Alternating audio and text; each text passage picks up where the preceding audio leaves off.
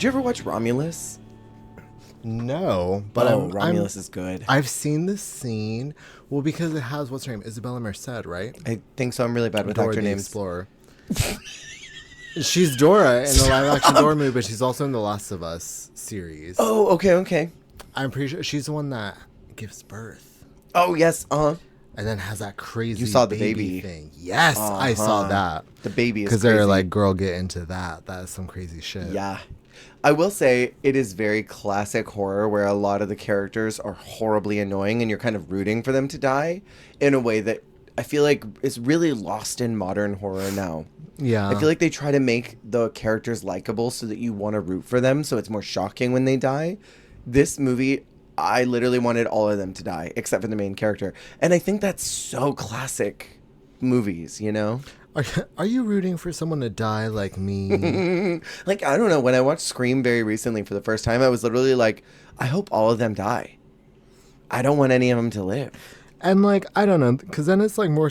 I don't know. There's, like, two different ways it can go, because I feel like there's, like, satisfying to see someone die that you want to see die, but there's also the, like, satisfying, like, rooting for someone to survive. Yeah. Like, I don't know, Cabin in the Woods, like, rooting for... Have you seen that movie? I've seen the synopsis.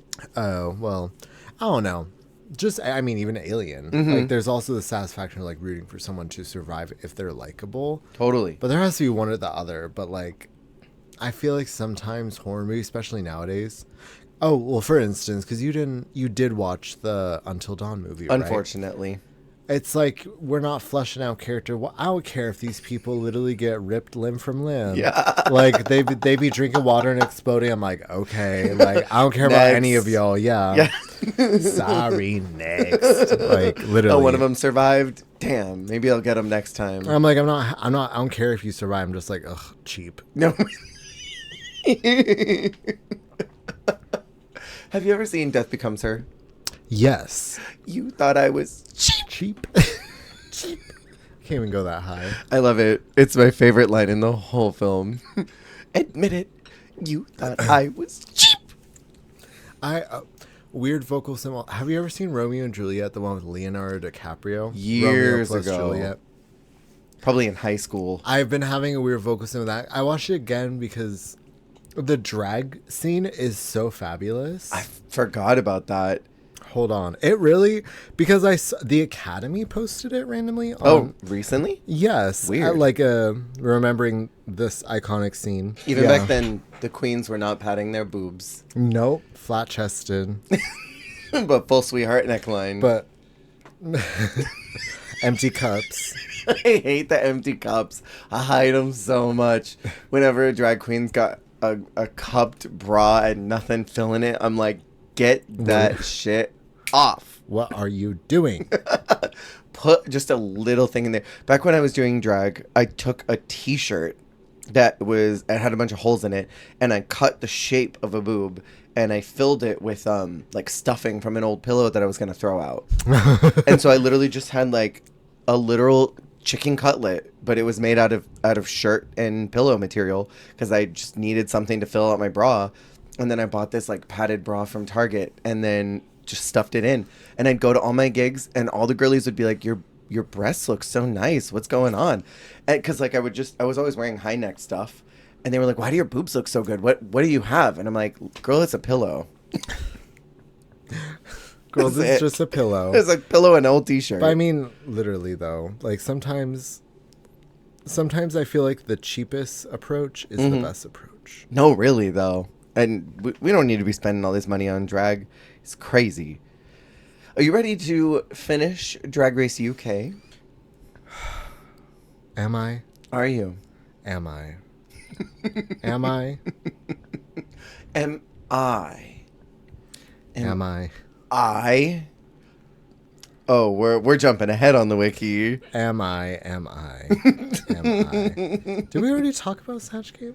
We did last week. Crazy. Blur. That was a long one too last week. We talked for a long time last week. We did talk for... I just like... You tell me things I say and I'm like, what? It's so funny. I think it was 2 weeks ago. You were like, Have we covered season 14, which was like literally a year ago that we covered it? I have no idea. Like, truly. Like, I'll watch Drag Race seasons. I'm like, have we talked about this yet? Yeah.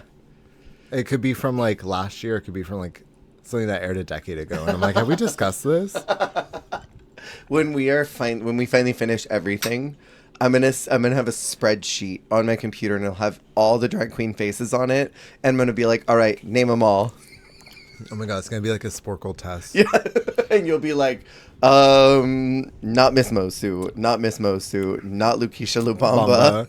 No, like when you sent me the picture of Ava, what's Ava who?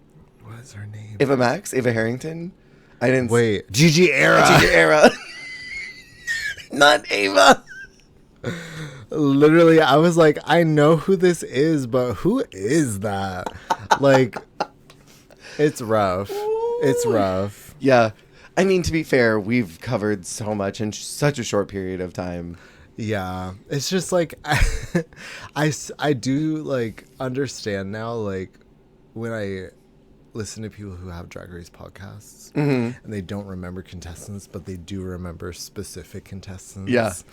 Because the name clicked with them. I'm like, well, I guess I do the same thing. You're the same person. Me right now, Dallas DeVille.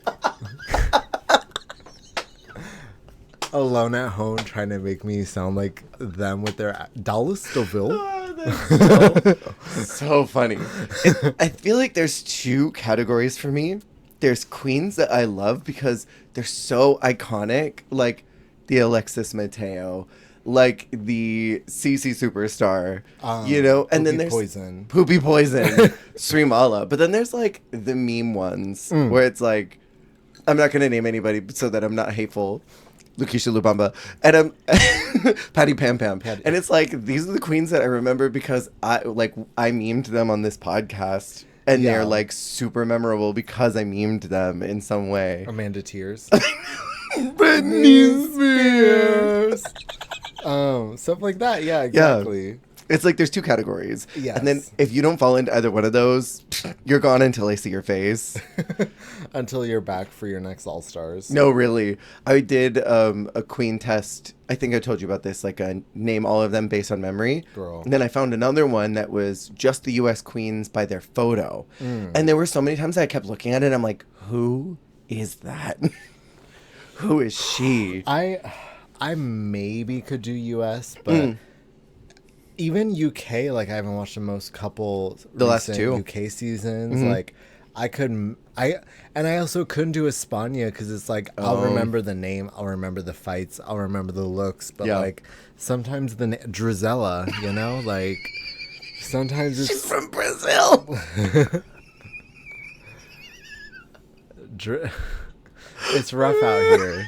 It's rough out here. I think I could do Canada very successfully. I don't even think I could do Canada. I'm pretty sure. Well, based off of our discussion of All Stars, which I hope did not make it to air. It did not. Me fully not knowing the cast.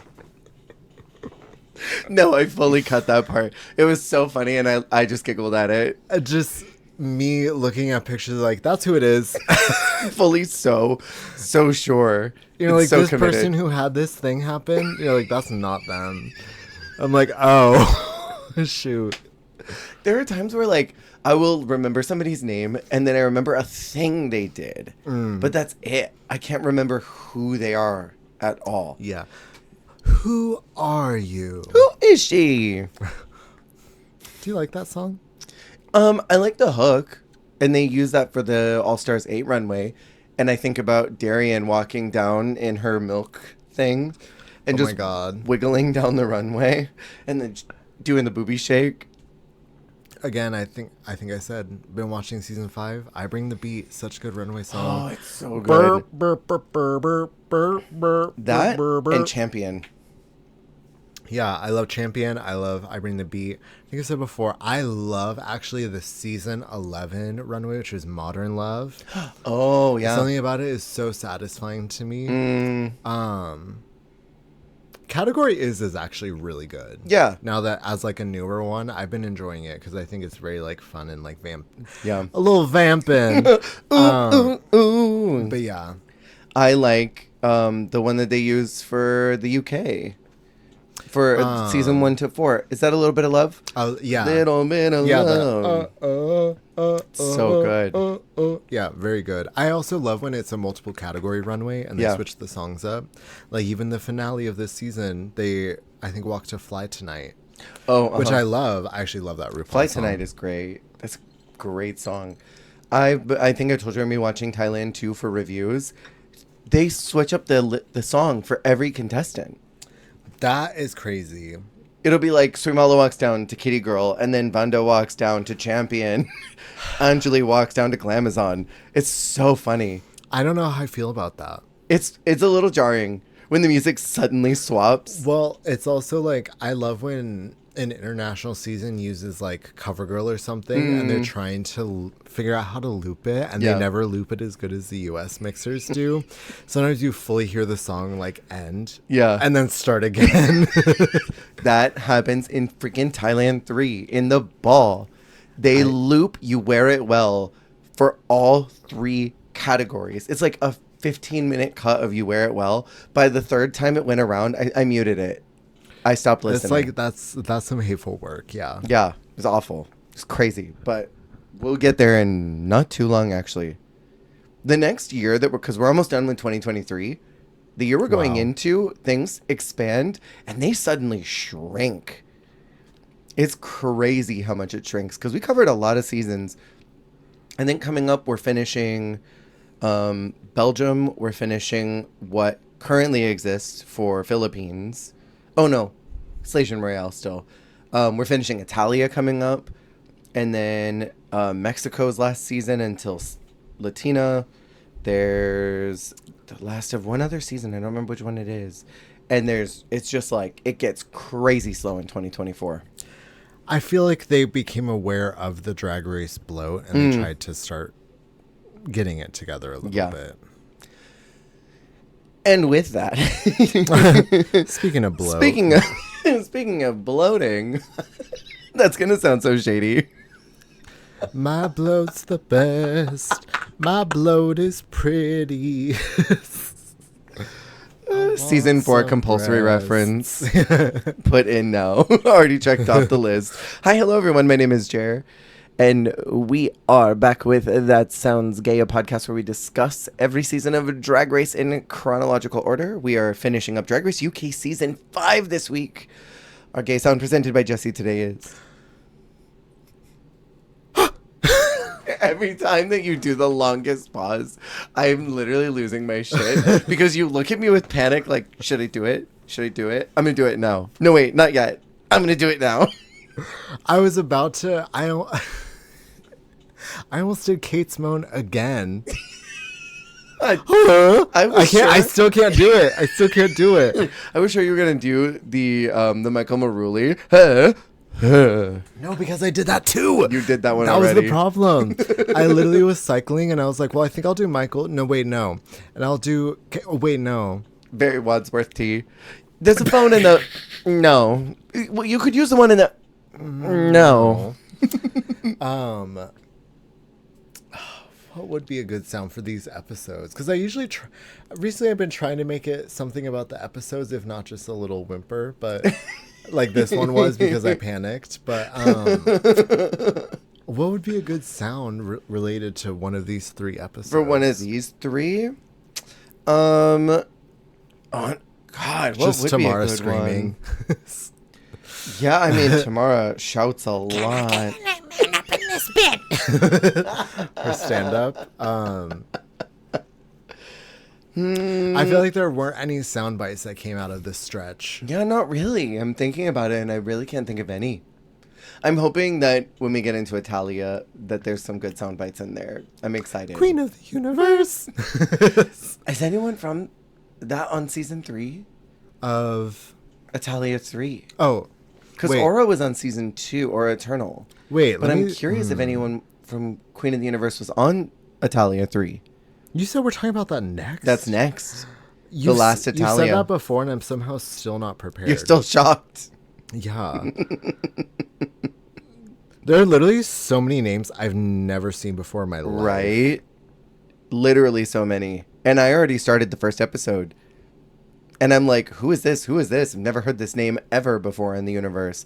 I think Italia 3 might be one of those seasons that nobody watched.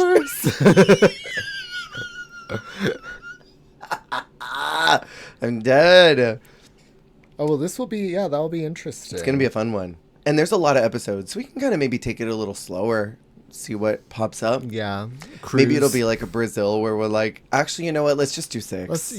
We can do this as like a short series. And Yeah. just make it a 1-3 hour episode. I really liked Italia too.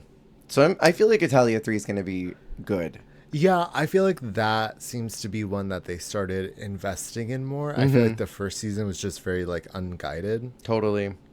But I feel like, you know, with Madame Clay, she's there to guide them.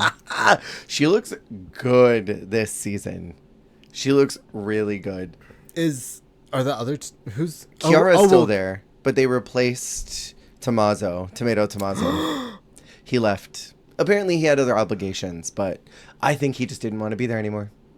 Not all of the international seasons ditching their fashion judge. Yeah. Well, wait, was Tomaso was the fashion judge, I right? think he was. I think he was the more knowledgeable on that, but I can't remember what his credentials were. With your no drag knowledge mouth. They lose all the men. Well, because was Kitty Space also supposed to be the fashion? Kitty Space was a contestant. Kitty Smile.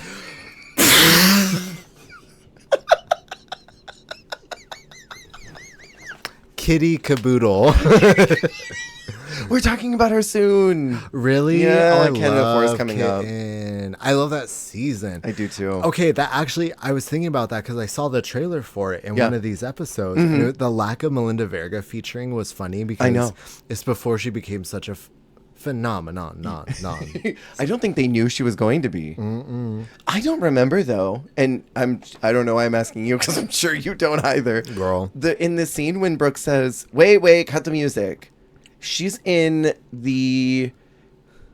That's the plaid thing. It was the week after the Melinda Verga blow up, but I don't remember why she stopped the music. I feel like it's because they interrupt it for some reason after they let the music play. It's not a lip sync.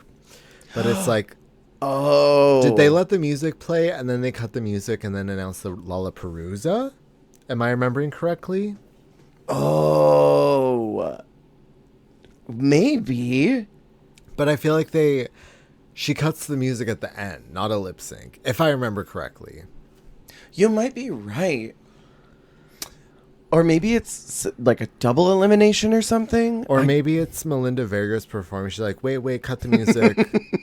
'Cause Melinda, do you want to get in my seat? I can't remember what that challenge was because they do Out of the Closet and then Melinda has her blow up. Save Melinda and let's put on a show. Nira and Amy go against each other. Nobody goes home. The following week is the lip sync Lollapalooza and 2 people go home. But then I don't remember what was after that. She cuts the music to tell them that 2 people will be eliminated. Am I tripping? Doesn't she tell them that 2 people are going to go home in the next episode and that's why she cuts it? I don't know. I can't remember at all. We'll find out soon. We'll see. We are at the end of our Drag Race UK Season 5 journey. Last week, we talked about the downfall of 3 major frontrunners in the competition. Banksy, Vicky, Vivacious, and Caramel, all back-to-back, which is pretty shocking. Yeah. I think things are, from what we talked about last week, things are shaping out pretty clearly for Ginger to win, where I don't think she was totally someone that was on anybody's radar before that. We talked about a Panto Rusical, the Snurtgurm, a duo acting challenge, and now the episode we are talking about is Hotline Makeover, episode 8. Every elimination so far has sucked. Can I say? Everyone. It's been painful. It's been rough. It doesn't get better. No. This is such a phenomenal cast. And I think I mentioned last week, I did not care about them the first time around. I only was locked in for Cara and Banksy. And then they both went home and I was like, bye. Damn, yeah. No, after Banksy went home, it definitely was rough because I was also a major Banksy lover. I was banking on Banksy. Yeah.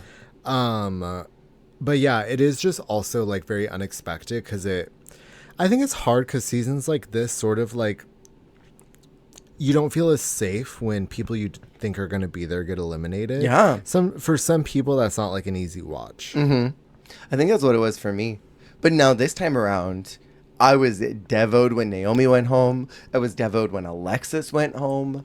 I've been devoed every single week. It's been crazy.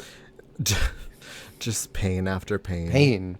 And Cara's mirror message is actually very cute. It's sweet, salty, sticky. Y'all are all nasty, which was a part of her line from the girl group. It was sweet, sticky, salty, if you're nasty. That's cute continuity. I didn't even catch that. Yeah. I've been listening. I think I mentioned I've been listening to the girl group song a lot. And I've been trying to do that again and again to try to catch stuff. Because I know the girls hide stuff in their lyrics all the time. So I've been listening to it a lot. And the girls are pretty gagged about Cara being eliminated, which I would be too. I would have pinned her as a front runner. Mm-hmm. And Dee says that she thought that Cara was going to stay over Michael. Dee's literally over here like getting her little spoon and just stirring around her soup. Like, hey, messy you want to little get pissed diva. off? Michael, I thought you were going to go home.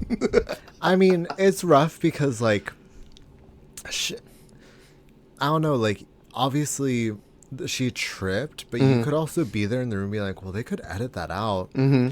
And otherwise she could win. Yeah. You know, like who knows? Like they already had someone from their season fully like removed and edited out. So yeah, anything could happen. So I kind of get what she means by that of like, they didn't really address the fall, but like, I feel like that was like her money gun not working. Yeah, completely. The Alessandra money gun. It's funny with Dee in particular. There's a lot of drama about her going into the next couple episodes. And I remember being annoyed with her the first time around, but I don't know if you feel similarly or different, but as I get older, I have more empathy for younger, annoying people. Because I'm like, you're Ginger Johnson in this moment. Yeah. That's what Ginger Johnson said. Because she was like, I thought Dee was really annoying. And then I remembered I was really annoying when I was her age. So now I kind of get her more. Yeah. And it's like, yeah, she's literally 20. Like, she's not even 21 yet. She can't even drink yet. Yeah. Like, in the UK, she can. Duh. But then she's over here calling herself a MILF. Literally, I'm like, I'm over people whose brains aren't even finished developing yet, being like, I'm a MILF. Like, girl, you need to reevaluate. Yeah. Although at least she's aesthetically consistent in that. Totally. She definitely gives like older woman. I mentioned this before, but I want to see a DILF drag king on King of Drag. I want a 20-year-old femme lesbian to come in and be like, I'm a DILF. Someone that looks like Kate Butch's partner. Completely. To come in and be like, yeah, I'm a DILF. Completely. Like the smallest, most petite woman on earth who's just a raging lesbian. Yeah. And is like, gets in drag and fully is like daddy drag or what they think a daddy is. Like, I want to see that. Or like, what's their name? Velma from Canada. Yes. Which I loved when like someone like Velma did King Drag, because I'm like, you're just a tiny little human. Yeah. And I love you trying to be like macho, like big muscle, big dick man. Like, you go off. You go off, King. It's like when Georges tried to do her butch thing and she was like, I'm trying to give mask. I'm like, girl, where? And I love it because it is sort of like the reverse of like huge men trying to be petite little gorgeous women. Yeah. And then like petite gorgeous like women trying to be big old men. Like, I think that's fabulous. I do too. I think it's lovely. Rue comes in the very next day and talks about Switchboard, which I looked them up. And their mission statement on their website is, Switchboard is a national LGBTQIA support line. For anyone, anywhere in the country, at any point in their journey, we can discuss anything related to sexuality and gender identity, whether it's sexual health, relationships, or just the way you're feeling. This is your space to explore, talk, and be truly heard. I'm what you may call a switch hitter. Screen Queens reference. I thought Switchboard was fabulous. I love when... Well, it's kind of like Canada. I think they did the one that was the Rainbow Railroad. Yeah. Mm-hmm. Stuff like that. I love the mix of... I mean, it's better than getting some homophobic men up in here. Like, totally. Also, I loved the way they did it. Oh, the giant phone. Yes, and it was like they were all like their silhouettes. Yeah. And it like lit up to the collar. I thought that was actually so cute. It was adorable. I wonder if sometimes in these types of challenges, I wonder if there's a sponsor on the side of the guest and maybe Yeah. they provide some material on what they want to be done. Because, I mean, it's possible that someone on the Drag Race team came up with this concept. Yeah. But I also wonder, like, if they're coming in to do this makeover, maybe they had some creative direction. Like, we would really like this for the purpose of our branding. Yeah. Branding ding. And I loved it. The way that they had this giant phone. So for anyone that hasn't seen it, there's this giant phone prop, and it's got all the queens' names on it. And then to the right of that are numbers. And Kate Butch has to basically be like, all right, you, DeDe, are going to get caller number 3. Plugs it in, it lights up, the contestant comes out. Not to be uncultured, but is that the like phone operator boards or whatever, like how they like connect your call and the way they like connect those wires? Isn't that that Old. like a giant prop version? Old stuff. Old. Yeah. I think it's interesting that ours was in color and theirs was in black and white. Stop. Okay. But yeah, I mean that is how they use. I'm not sure if anybody does that anywhere. Maybe there are some places. Frail like 80-year-old woman in like New Hampshire or Connecting something. calls. Yeah. I'll connect your call now. One of my grandmas was a call connector when she was in high school. That would have been your storyline this episode. It would have been. It would have been like my grandma was that in high school. Yeah, they used to get the calls and then they would plug it in. So like this is definitely old school, but it's cool. I like the way that they set it up. It's sort of like watching someone mess around with a rotary phone. Yes, it's fascinating. Which makeover partner would you have wanted? That really, really queenie one with the beard and mustache. That Ginger got. He Yes. was such a little fruit. I mean, they were all fruits, but he was so fruity. He came out and he was giddy, smiling from ear to ear, and he just was so cute. And he made over so well. Yes. Ginger worked him out. Mm-hmm. I think of the men, he would have definitely been my first choice. Yeah. I think I would have picked him or even who Kate had. Oh, yeah. I really she was liked fun. that they were so down for the 70s, 80s kind of vibe. Mm-hmm. I don't think they got that, but I think they would have been really fun in like some disco diva glam. Yeah. And so I saw that for them, and I think that would have been a fun makeover. But yeah, I mean, we'll get to it. There's some cute choices that were made this episode, but Rue does stress family resemblance matters.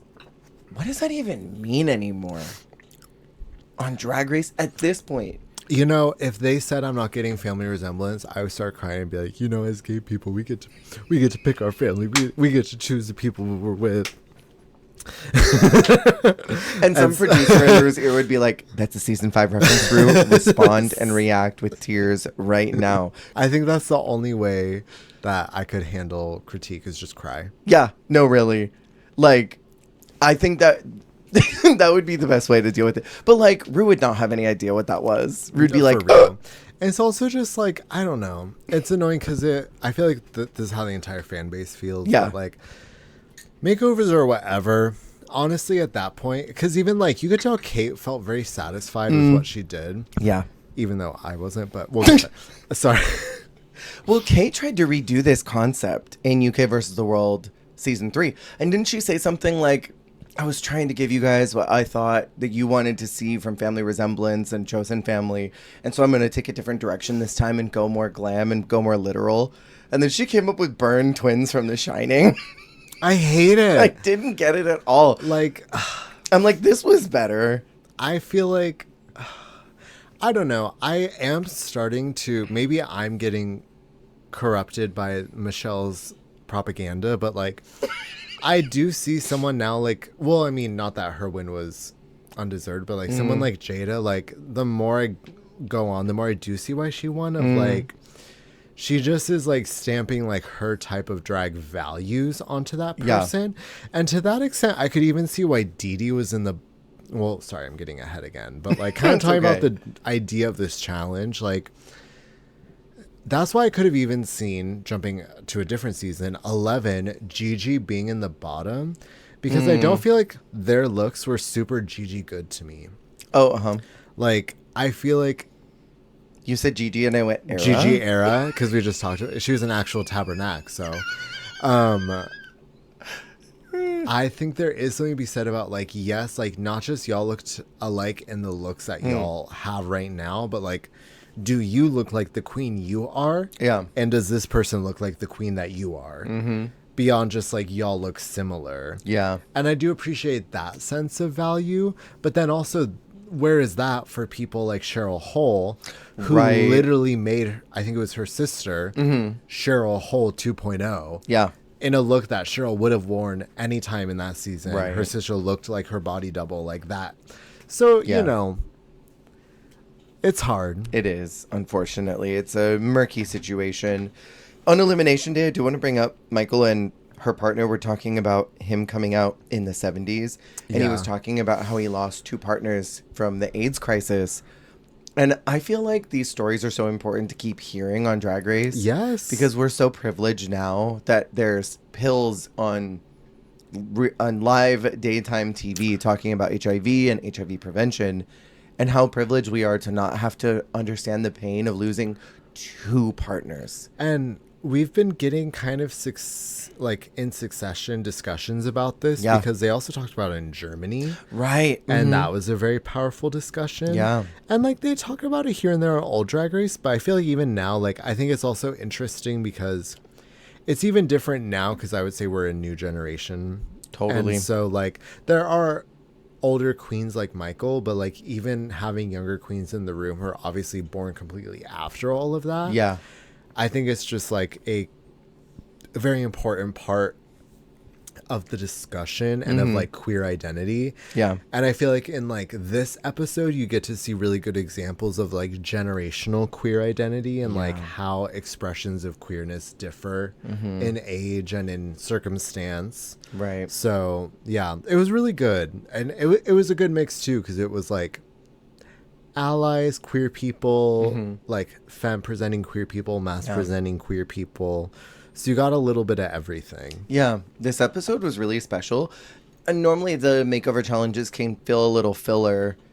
I appreciated the just queer camaraderie that was going on this entire episode. It felt like it was like a peek into something that we're just very lucky to be privy to. It could have definitely been a no elim episode if they were Definitely. feeling nice, but They would have had to have eliminated at the girl group probably to make that happen. But I do think that this would have been the time to have had a non-elim. I mean, like, obviously they have to sometimes, so it's not always like, oh, it's the makeover, it's going to be a no lim episode. But Yeah. I'm like, they really should just make that always a no lim episode, because it's just like, I don't know, I would hate to be made over and feel like it's my fault that my partner went home. Absolutely. But anyways, So let's get into the runway, where the category is drag family resemblance. First off, we have DeDeLicious and BeBeLicious. I like BB. BB makes me think of Kim Possible. Do you remember the BBs from Kim Possible? The robots. Who does she look like? She is giving me someone in the BeBeLicious. face. She's giving, I think, Say it. Selena Esti's first run a little bit, but also, let me see again. It's someone from Italia, I feel like. Oh, she's very Italia coded. Wait, doesn't she look scratch super- that. Scratch that. Oh! The girl who you were so mad about because she wore the pink ribbony thing during the makeover challenge. I'm going to remember her name. From the second season? From the second season, and you were so angry. You were like, no, put her in the bottom. She's got her pussy out. Wait, I need to look at this whole cast distinctly again. remember this. Ooh, it's not Aura Eternal. God, it was 2 names. It wasn't just a singular like so many of them do. Hold on. I'm pulling brain up dead the right now. looks. I can see it. I'm looking at her face, and I'm like, that's her. She was... No, La Petite Noire. Stop. Wait, who? Petite noir. I need to, Down. I'm not going to say anything else. I want to incriminate myself further.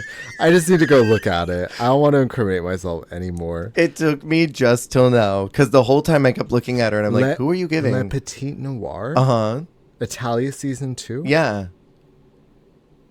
Yes. Yes, a real queen. Your eyes are tracing all over your phone right now. I'm literally like frantically scrolling through The wiki. You forgot her. You totally forgot that she exists. I'm going to scroll and you point Oh, I see. Because the wiki doesn't have their names on it. I'm like, You're like, who is this I'm going to keep woman? scrolling and you put your finger down. When I find her, there's Scandala. No, who the heck was that last girl? Oh, there she is. Oh, she doesn't look like... Scandal love goes a long, long way. I'm seeing... Oh, all these photos of her are blurry. Literally every photo is blurry. Goose woman. Millennial looks great. Obama. I forget about Obama until I see her. And then I'm like, oh, damn, that's that woman. Literally all these photos of her are bad. I'm dead. Every one of them. There's got to be a good photo of Petite Noir in here. Or Eternal... God, literally, she has her face covered in all of these photos. I'm not even joking. Okay, this one's fine. It's like a horror movie Not where a Blizzard deal. Oh, no. I'm like, Oh, the God. eyes I get are so ungodly. Oh, no, that's her makeover. That's even worse. Yeah, there she is. Petite Noir. We discussed this. We discussed that. We did, indeed. That's Nelenia's season. Nelenia! Petite I Noir. remember that. You remember that? Yeah, Isabella Labucci looking ass.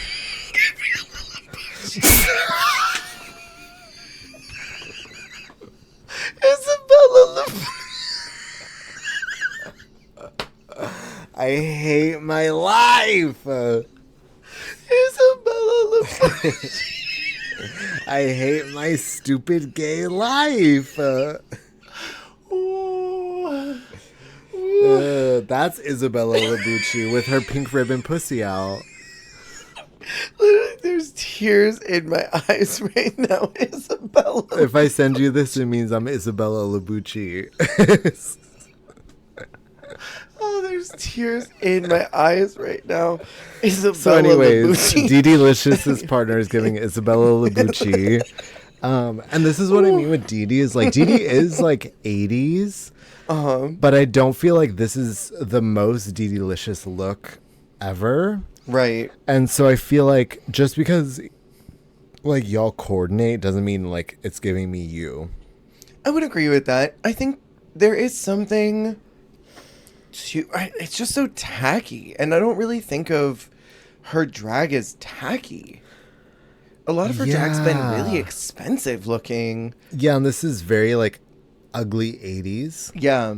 Like teetering 90s. Yeah, like borderline like tacky, like cute, like it's very like holiday party. Mm-hmm. So I don't see this as her like vibe. Yeah. But or her color palette either. Fair. So it's like just because like her partner actually kind of I think her partner actually kind of looks good. Yeah. Like her partner looks like a drag queen. She looks like La Petite Noir. Her partner looks like a drag queen in an early season of Drag Race. Yeah. Like Jocks and Frocks. Totally. Very Jocks and Frocks coded. And then we've got Kate Butch and Family Bronte. Woof. And what does this say about her? That. I want to do it to her. It's okay. You don't have to. Guy wrote, go back to Party City. A girl, it's like chosen family, but you still hate the family you chose. Like, why did she do her so dirty? Stop it. Okay, she was really attached to this idea of found family, and she was really clinging on to that. But like, also the pink ladies could be just done cuter. Totally. What are these Converse heels that Kate Butch has on? You don't like those? I do not like the Converse heel. No, not at all. I think there is something that is so tacky about them that I'm like, it works for Kate. But like, okay, can I be hateful? Tell me. This would work if it was someone that the judges liked. If it's Kate in this era and she dressed like Bert and Ernie, they would hate it. But if Crystal in season 12 dressed like the Pink Ladies like this, they would love it. This is one of those where they make exceptions all the time because these are character looks, right? Like, it's not necessarily Kate. It's not even necessarily the challenge, but it's a character look. So it's sort of loud. I struggle because I know I said like this is a makeover challenge and to make everyone feel good, like no one should go home. But like Kate looks the fool, her makeover looks the fool. Like it does trouble me. Her eyebrows are fierce though. The shape of those, even if they're not like colored well, the shape of those brows are fierce on Kate. Yeah, no, Kate actually looks pretty good like in the mug. It's giving like she only did the first layer of color. Like she didn't add the dimension to it. In makeup, you typically have like your base color. Like if you're doing this blue eyeshadow, you'll do a baby blue and then you build on top of that with maybe a more azul color, and then you'll put a cerulean on top of that, and then you'll blend out some black, and you'll just like really build out this color so it's big and bold. It's giving like she just put the baby blue and said, "It's fine, I don't have time."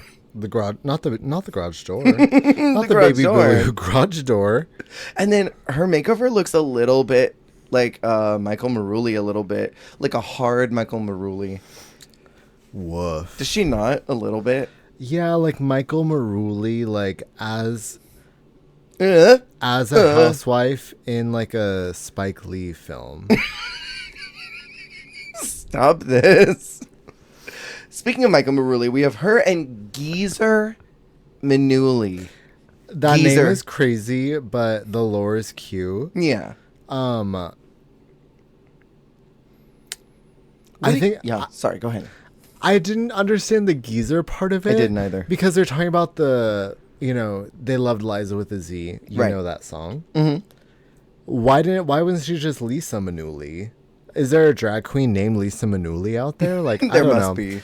But like Michael Marouli and Lisa Marouli is funny to me. Like yeah. Or even Michaela Marouli. Like I don't know. That would have been fun. Geezer is just a little wild. Hey Geezer. But they look cute. Yeah. They look like they're gonna do like a duo performance of Circus by Britney Spears. It's very circus. And they're gonna do the silky and vivacious choreo where they're like punching like I loved that so much. Don't even play. That was so good to me. I want to ask you, what do you think about identical looks just with the hair whopped in different directions? And that's not even the same. That's not even the situation. Their hair is exactly the same. Never mind. It's identical, one for one. I will humor an identical look if the makeover looks good, looks happy, and it looks like a them look. Got it. And I feel like it's checking all of those boxes, you know? Totally.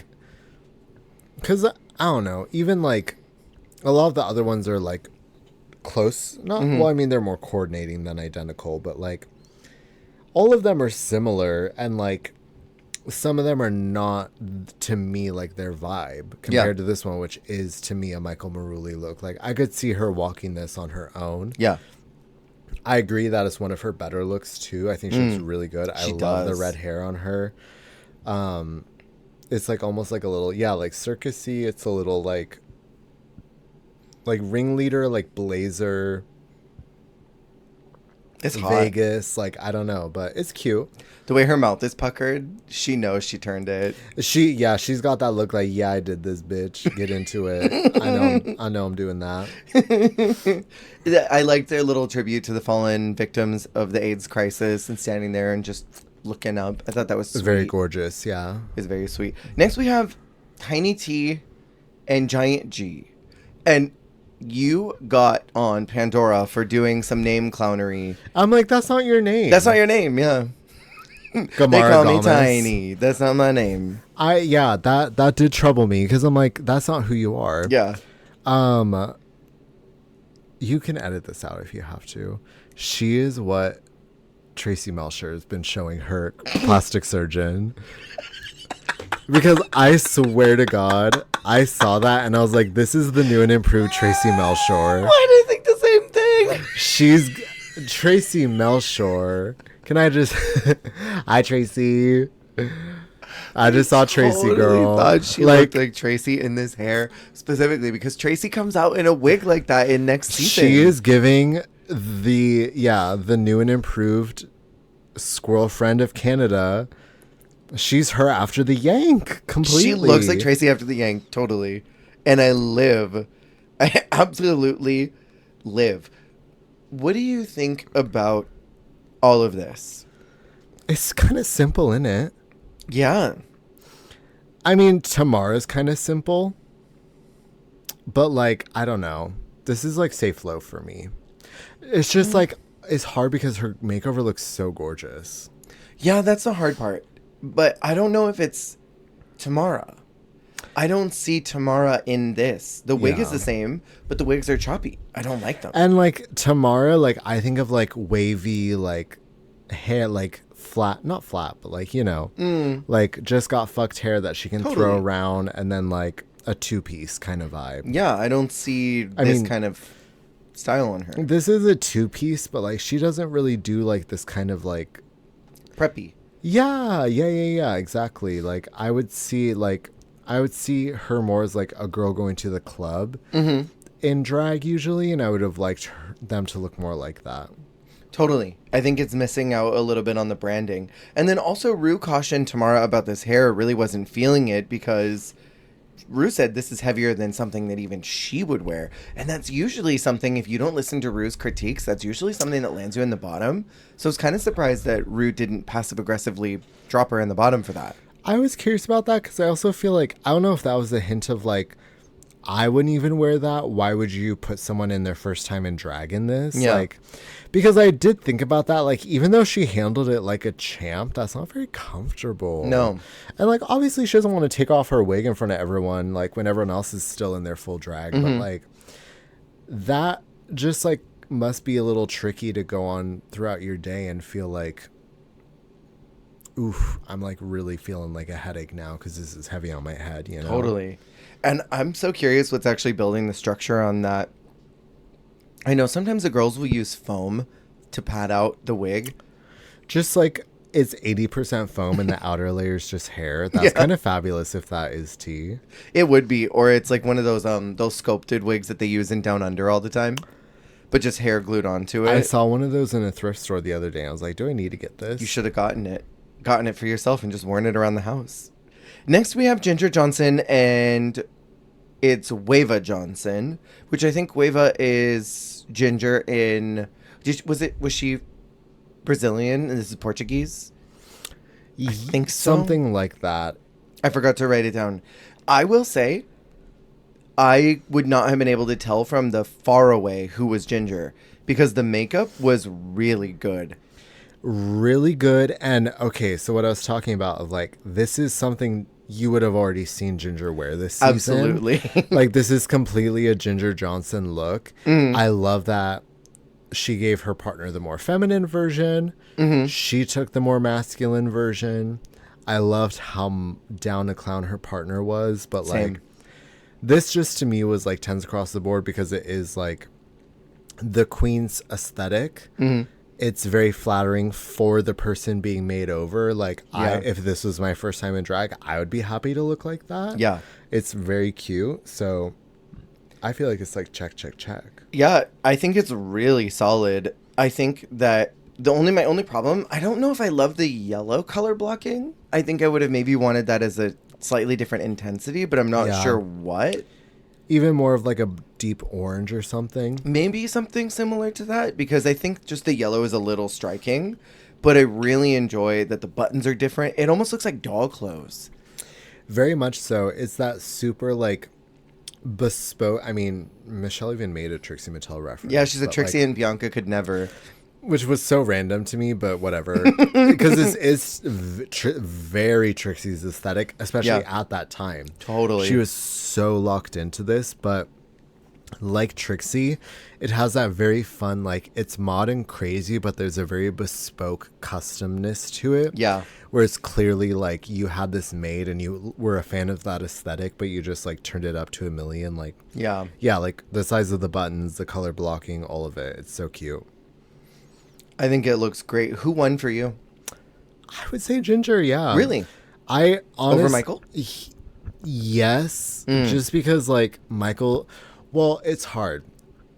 I think my personality is winning. Stop with the Robbie, I can't. I think Ginger's story was winning, and also partnership was winning. And I do really cherish that of, like, Makeover is also, like, beyond that. Also, I think emotional connection. I think of, like, Raven carrying her partner at the end. Yeah, that was sweet. I think of, like, OV won. OV and her partner. Like, I think there's just certain examples of, like, a deeper emotional connection that I really appreciate. And I think that Michael and Geezer had the best, like, emotional connection. Jinx and hers, too. Totally. So, like, stuff like that, like, Jinx didn't win, but I think I really do appreciate that part of the Makeover as well, of, like, establishing an emotional connection. And I think it is more satisfying to see them look amazing as payoff to, like, the emotional buildup. So I do get Michael's win, but oof, you love that was Ginger look. so good to me, Yeah. I think it's tough because Ginger has so many wins that I'm like, I don't want her to get another one. No, exactly. But also, I would have redistributed some of her wins a little bit sooner anyway. Shifted it around a little bit. Yeah, and we talked about this before of sometimes the girls who slay are slaying for a reason. And I think sometimes their wins would be a little more satisfying given to someone else. Totally fair. Personally. Yeah. So Michael is called as a winner. And Kate and DeDe are the ones who have to lip sync. And she looked frazzled. I screen grabbed her face because it was so frazzled. And I want to send this to everybody all the time. DeDe went through so many emotions because also when she was called safe, she was gooped. She was Tatiana in her lip sync with Jessica Wilde. Like, yeah, are you playing with me? I feel like, I won't say she was over it because she gave it 100% till the end, but I think was a little like, damn, because she probably felt like, it's my third lip sync. Like, girl, the writing's on the wall. Kate won last week. Like, I'm toast. Yeah. Especially because this song is a little more theatrical. This hell? Yes. That I feel like Kate could have taken an edge with it. Yeah. And if I was her, I would have thought about that and been worried about that. So I think she was not defeated, but was ready to be eliminated, like, in expectance, you know, like, not like send me home, but like, I'm gonna get sent home, and it is what it is, but I'm gonna try my hardest. Kind of like a Tessa Testicle type of a vibe, where she's like, I've done this so many times, I just don't want to keep doing it. Worn down, yeah. Please, just I'm tired. Just shoot me, yeah. Lobotomize me already. You know, I think that Kate kind of gave it to her. Well, like I said, it's kind of a more theatrical song. Yeah. I actually do quite like. I fucked heavy with this song when it came out. It's a good song. The lyrics are very cute. Yeah. It's a very, especially for the Makeover, I think it's a very cute, like, queer love song. Especially for this group. So I kind of love that. But yeah, I could have seen Kate taking it because it's a very rocking, like, dance to it melody, but the lyrics are very, like, just, you can kind of be there and perform to it. Yeah. Like, Ginger Minj would have probably won to this if this was a U.S. lip sync. Absolutely. She would have been against someone like Buckin, Kickin, Splittin, and Ginger would have, like, only looked at the judges and then did a couple, like, look at them. Yeah. And she would get a lot of this guy. Yeah. So I don't know. I could have seen it going either way. Yeah. I don't know how to explain it, but Kate gave really good fingerography. She was just like twirling her fingers. And Jujubee, you give good finger. Please. No, but it was, though. Okay, I can't explain it. She took really good ownership of the stage. I like that she wasn't just making comedy faces, because I was fully expecting Kate to get up there and be like, I get what you mean. She gave a very earnest lip sync. Yeah. And I think she gave it. I think she turned the freaking party. And I think knowing what's coming up, I would have loved to have seen what Kate was going to do next. Well, and like I said, DeDe was gagged to be safe. Mm-hmm. I was gagged. She was surprised. Were Humble you? Queen. Yes and no. Like, I think the first time I watched it, I really wanted Kate to stay. Yeah. And sometimes like your bias like kind of drowns that out. So the first time I was like, Kate could have won that. Like she could have stayed. This is unfair. But the second time watching it, I was like, you know what? I get it. Yeah. DeDeLicious is a damn good performer. She is. That is true. I just feel like that clunky death drop at the end was kind of a kiss of death for me. They loved it. I hated it They so much. loved that little... They love a slow-mo death drop Yeah. where you like kind of like propel yourself down and just kind of like flop. Yeah. The magic harp. You know what nobody's done this season? Golden. No one's bashed their knees into the floor. No, knee I bashing was this year. thinking about that in the next episode. We'll get to it when Tamara lip syncs. She does the thing where you like squat and jump up. Mm-hmm. Go, go, go, Go. go. But like Period. a move like that, I even think about that. I'm like, girl, your poor knees. Yeah. Like that, like jump into a squat and then back up. Like, ooh, I see people do that and my knees click instinctually. my knee went cleek. It's just interesting that they decide to eliminate Kate because she already has a win. She's got good momentum. Dee Dee's storyline is pretty much dried out. She doesn't have friction with anyone in the room. dried out. Dried out. Where I feel like Kate does have a little bit of stakes still being roped up in the game with the likes of Ginger and with Michael here because they're both comedy queens, and especially knowing what's coming up, it's sort of like it could have been a really interesting next episode. You know? I see what you mean. Like, I definitely, but that happens so much on Drag Race, where it's Totally. like someone goes right before like an episode they would have. Killed the Yes. Marsha before the Rusical.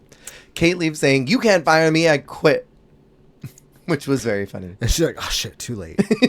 Very funny. I mean, I'm not going to manifest my elimination, but I will be going home with pride. Oh no, I manifested it. Miss Jade So. And we go to episode 9 called Dragiator's Roast. And I just wrote down at the very beginning of my notes for this episode, these eliminations suck. It feels bad. yeah, feels bad, hurts. It hurts. Do you know what Gladiators is? Question mark. I did not do any research, and I really should have done a little bit of research, but I'm assuming... I didn't know this was happening. I didn't know today. this was happening. No, it's okay. I didn't either. I'm assuming that it's a TV show. Right? Girl, I didn't look either. Like, I know... Okay, Gladiators, the game show, BBC One. Gladiators is a popular sports entertainment game show franchise. Blah, blah, blah. The format features everyday contestants competing in physical challenges against powerful athletes, gladiators, for a grand Gladiators. prize. Okay. Okay. So they're referencing that. I guess. Sometimes I wonder if these are sponsorships or just outright we're parodying and it has nothing to do with them and they are not affiliated with us in any way. I always wonder. Right. Well, and I guess, like, it's also funny because I'm like, is RuPaul watching these UK shows? Like, is RuPaul watching Gladiators? Is In her I mean, hotel there's room. American Gladiators, but, like, is RuPaul watching BBC Gladiators? Is she watching 8 out of 10 Cats? Like, what's happening? Do you know what that is? I've heard the name. People talk about Rue all the time and they're like, I think a lot of people assume that Rue's just in drag all year long, but she's got a lot of downtime between seasons. And I do wonder what Rue does when she's not filming Drag Race. She's making TikToks. Making crazy TikToks. You're so right. And Dee Dee realizes at this point that it's Team Geordie versus Team Kent, and she's the only Kent left. Me, as an American, having no idea what any of that means. One of my friends just kind of explained Geordie to me, and I told him coats are only for shoplifting, and he said that's absolutely correct. I feel like I'm most intrigued by, like, as an American, like, what I've seen of the UK, I'm most intrigued by, like, the Northerners and Essex. Yeah. Which I have no idea where Essex is in relation to the rest of it. Yeah. But, like, yeah, like Geordie Town, like, wherever, like, Michael and them are, like, that area seems very fascinating to me. And then Essex seems Essex extremely is so interesting fascinating to me. But, like, I feel like London would give me social anxiety. Totally. Or, like, places like that. So I'm kind of into these like little like, but then also like, the UK is so fascinating to me. I feel like I'd be hate crime there. Like, I don't know. It scares me. I think they would like you over Can there. I say that? You have a very metro vibe. I think they would like it. Oh, she's metro. Oh, she's metro. I've never been to like a big city area like that except for like LA. So I'm very curious what it would be like to be in like London, like the gay scene there and stuff. Living my life in London. In Belfast. I was waiting for it. You know what's kind of annoying to me is that I can't with that. I cannot with this video. It's kind of annoying to me that the UK cannot decide if they like a top 3 or a top 4. Season 1, top 3. Season 2, top 4. Season 3, top 3. Season 4, top 4. Season 5, top 3. 6 and 7 are top 4. Girl, and I feel like that also like needs to become sort of at least between franchises an established thing. Get like, something stable. US does 4, Yeah. UK does 3, Until it España doesn't. does 4, like because like I'm sick of like US going anywhere between 3 to 5. Yeah. Like I need to know it's going to be a top 4. But like even like when I think of that All-Star season with Jimbo and Candy and Jessica. Just 2. So it's like shit like that pisses me off. Or this most recent season where they just did 3. Yes. And it's like it just feels unfair because like certain queens get certain privileges for making it as far as other queens in other seasons. Yet Totally. for different people, it means different things. Yeah. And it's like, I just feel like for equity, like there needs to be like this is the threshold for the finale. And I'm not against a top 3. Yeah, me I either. like a top 3. I love a finale, eliminate someone, top 3. Yeah. Or like a semifinal, like kind of pseudo finale, Yeah. like they do the music video challenge or something, or they do a somewhat finale challenge. Yeah. And then eliminate someone. Like, I still even like that, but I'm kind of obsessed with the idea that the Boulets did, where at the reunion, there's a lip sync smackdown at the very end, and one person gets chopped. I love the idea of that. did you see the clip of Discord on Kelly Mantle? Going off again about Dragula, I'm like, girl, get a hobby. What is the magic sauce that Kelly Mantle has where girlies just want to spill? I saw the funniest video. It was someone parodying it, and they said girls on the Kelly Mantle show be like, oh, you know what? I'll just find it. Because it was so funny. It made me cackle. It was like, I shot someone when I was 4 years old. I got away with a hit and run. What? And it's like the perspective of how the girlies are when they're on the Kelly Mantle show. Like they will just info dump the craziest stuff. Is it this one? I mean, it it's is this one. true. Like, Thank you for having me on. Oh my God, Kelly Mantle, thank you for having me on your show. In 2017, I hit a 4-year-old with my car and just kept driving. I don't know why I said that. I was kidding. I'm just gonna pivot to naming everyone in the industry who I hate, no matter what the likelihood of me working with them in the near future is. Fuck Nisha Lopez. I voted for Jill Stein. literally, though, like, all of that, though, because what is it? Like, Yeah. she does something. Pheromone commented on it and said, "I don't know how to explain it. We just feel comfortable." What was her exact phrasing? It was so funny. Her calming mystical energy just opens us up. I can't explain it. It's, hi, hello, I'm Kelly Mantle. Hello, I'm Kelly Mantle. Hello, I'm Kelly Hilton. I'm Can you Kelly believe Hilton. Kelly was only on 30 minutes of an episode, and she is the icon that she is in the Drag Race community? And granted, she was an icon before that, but she was only on for 30 minutes of an episode. You know, there's rumors that we're going to see her on our screen again soon. I would live. I would absolutely live.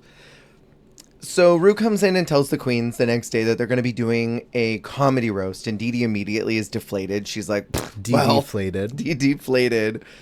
And I'm certain that they probably thought, we're probably done here. This is the end. I mean, at that, because also, like, I'd be defeated, double D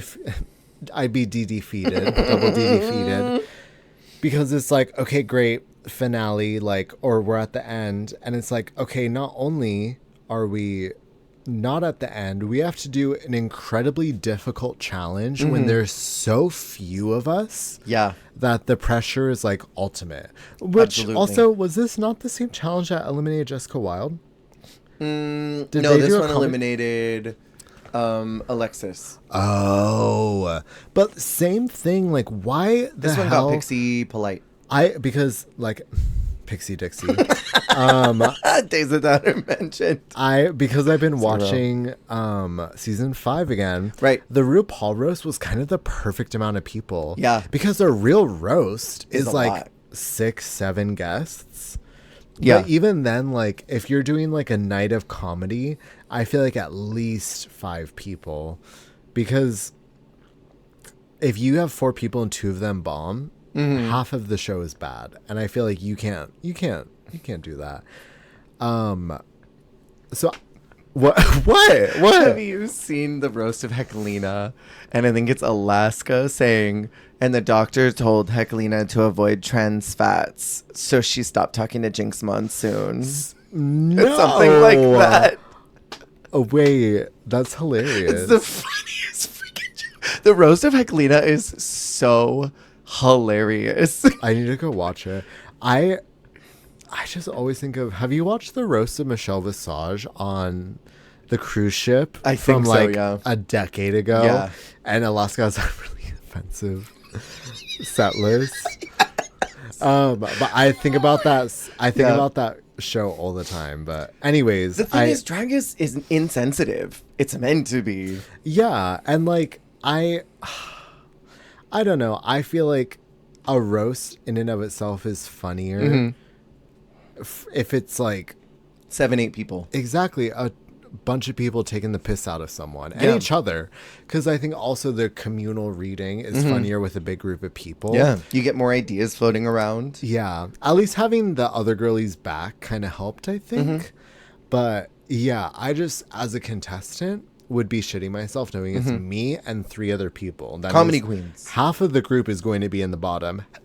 Half of the group has been established hilarious. Actually, especially if I was DeDe, I'd be extra concerned because like all 3 of the other people have been in the top for being funny. Yeah. I think DeDe's the only one who hasn't been in the top for being funny. Totally.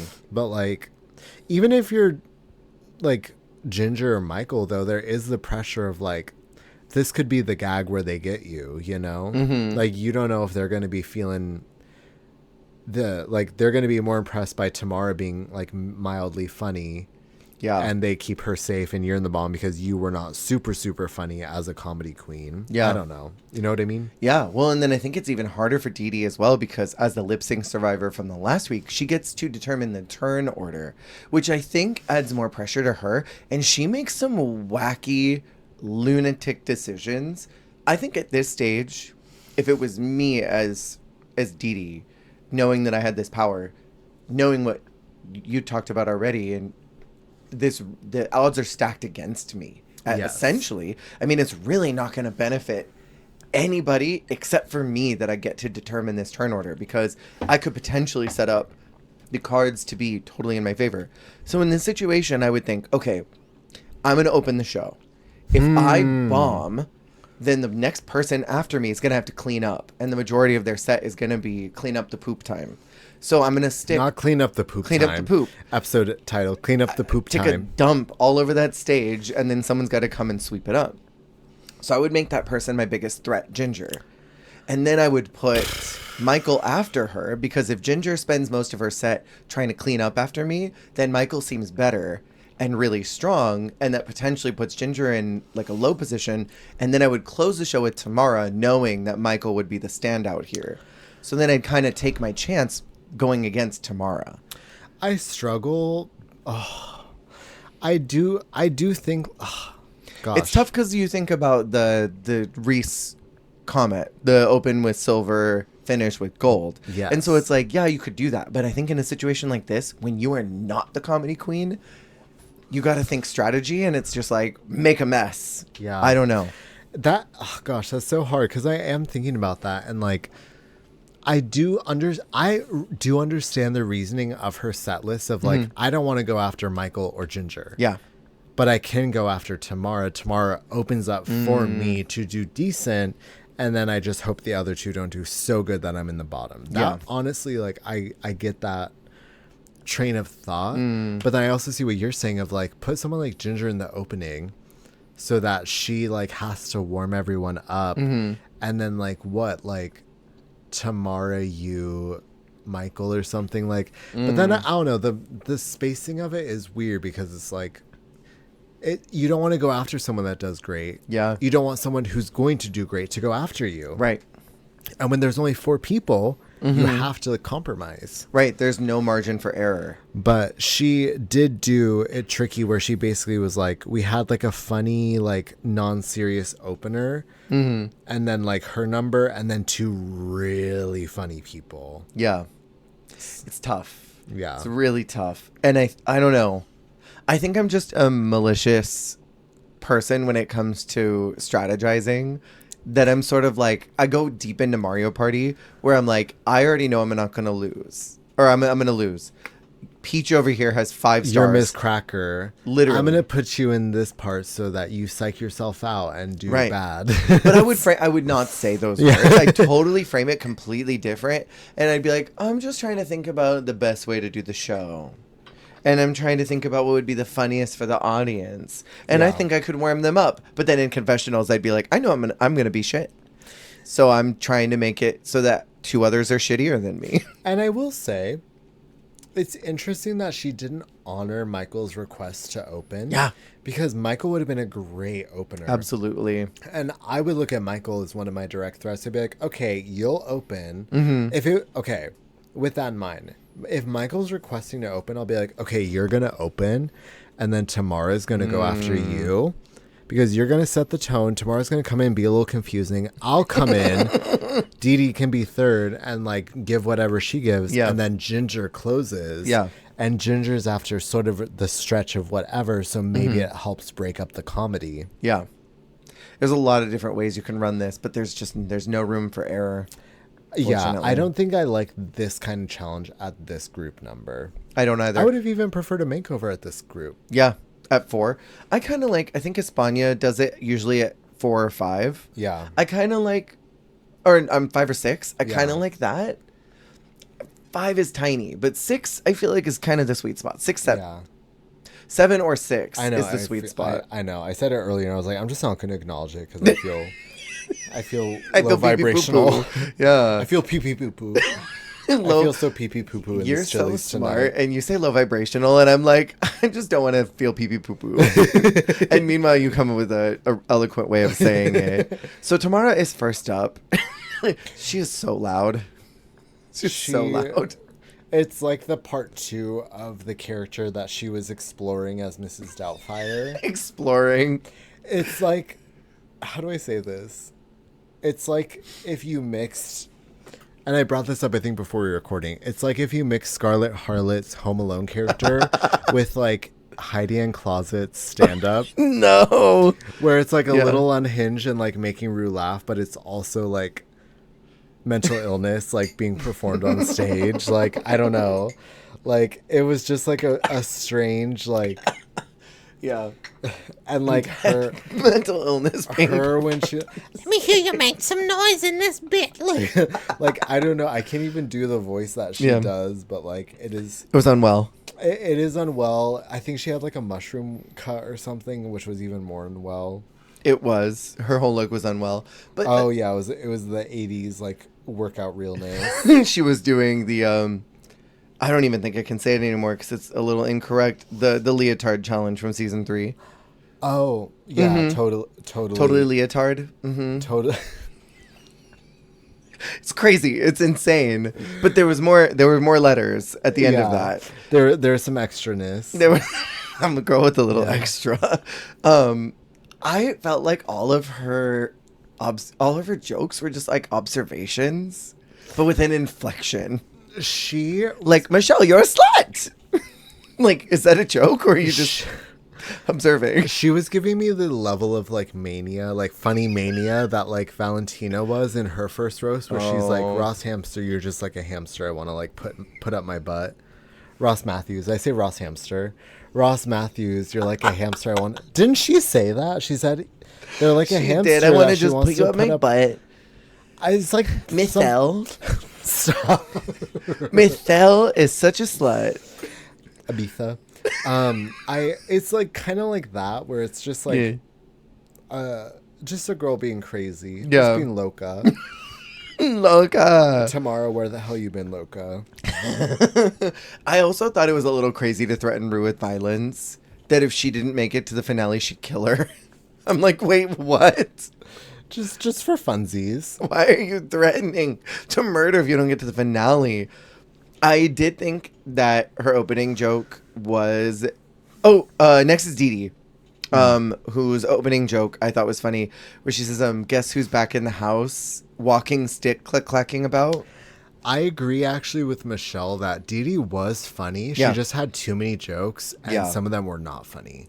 Yeah. She just needed to like trim down her set because she actually like, compared to Tamara, I feel like at least her set had more of like, sort of like a through line or like a clear like journey of like, I am rattling off jokes like in like succession, like as like this is my set. Yeah. Like Tamara's felt more like a stream of consciousness. Of unwell where consciousness. Like DeDe's felt more like a set. Yeah. But it just was a little too packed with material that didn't need to be there.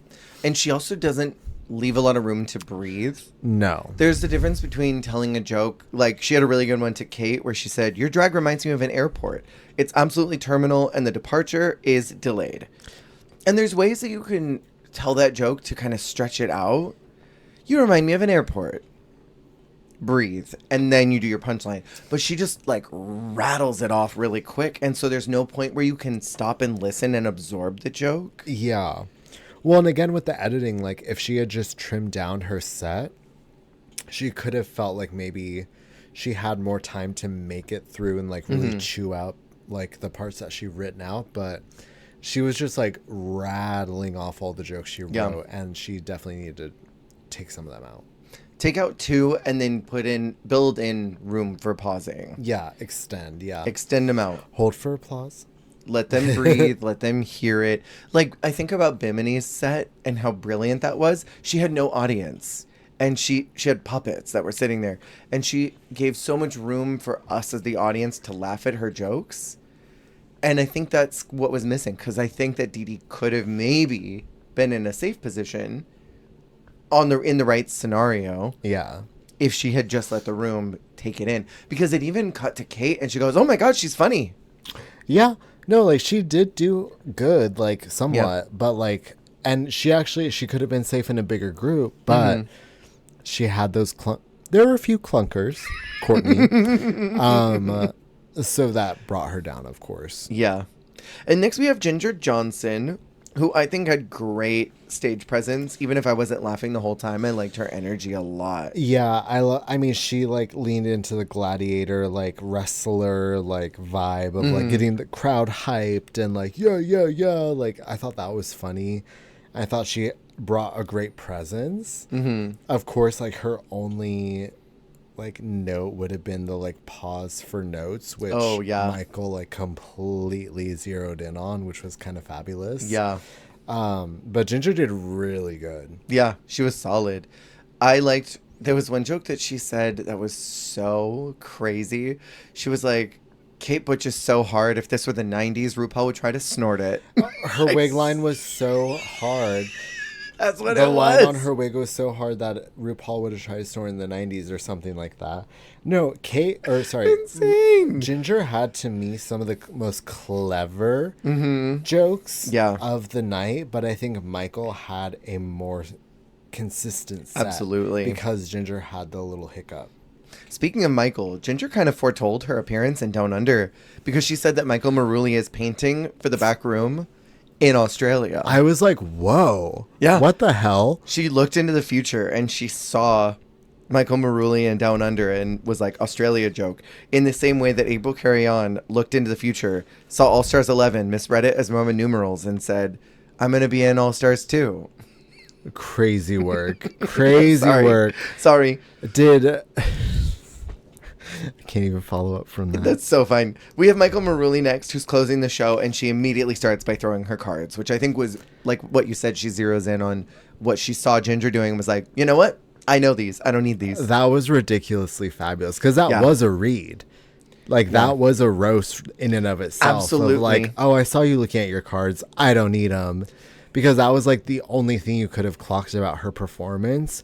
And she immediately acknowledged it in, like, a very, like, cute way without having to even say anything about it. 100%. And it was very impressive. I would have lost it. If I shed all my notes that quick, I would have been like Trinity in All-Star 6, where she comes out and she's like, I look like I would have been that. With a. I would have not known what to do. I would have lost it. It would have been like, well, I'm screwed now. I shouldn't have done that. Literally. I think she had great jokes. Kate's vibrator. Kate's so ugly, her vibrator went limp. Wasn't Kate like, it's true, it's true. And then she said, the joke that has been haunting me, it's been so funny, I was giggling about it the other night. Whitney Houston once said, I believe that children are the future. And looking at DeDeLicious, if that's the case, I'm so glad for global warming. That is crazy. Sinister. It's so That is like funny. some next level crazy shit. But then her Ginger one too. Ginger Johnson, triple badge winner, triple threat, triple heart bypass. Also screamed. It was a very funny. She did really good. Alan's so gay he could sit on a crayon and tell you what color it was. Come on. I've never heard anything like that before. The funniest thing I've ever heard. It was great. And I think that she was the undeniable winner. Brilliant here. And our runway category is called Poofs on Parade, which is such a funny double entendre because poof in British slang is like a bag. Yes. I was like, wait a minute. Oh, wait a minute. Wait a minute, poofs. Do you want to talk about all these since there's only 4? Yeah, it's a small group, and I actually kind of liked this runway. DeDe looks great. DeDe's my second favorite of the night, if not my favorite. I love this look. It's like LeMay, I think. Yes. She looks great. And she likes the 80s a lot, but I think this is like her doing 80s at its best. Like, she like has this weird intersection of like 80s glam with like the House of Versace Very. aesthetic, where it is very like just like MILF puss woman. Like, I feel like they have a great like intersection of those aesthetics. Yeah. And I feel like this is when she does it at its best. She could be on the cover of Canada versus the World Season 1. Like, it's kind of got that same sensibility. Because it's very 80s, but it's a little disco. It's also very All-Stars 3. Very. It's hot, and I love that hairstyling. I love when drag queens manage to get that hair snatched up, and then there's a wig on top of it that's cascading down, and it's kind of mullety. It's cool. It's really freaking cool. That red lip is hot. She looks great. Tamara is giving me more lace than poof, because I don't really see where the poof is. I don't really see the poof, but it's hard because I love this look for her. Me as well. Because she looks really gorgeous. I love how like kind of mature and like ladylike this is for her. I loved how she utilized the look in the lip sync. Like, Yeah.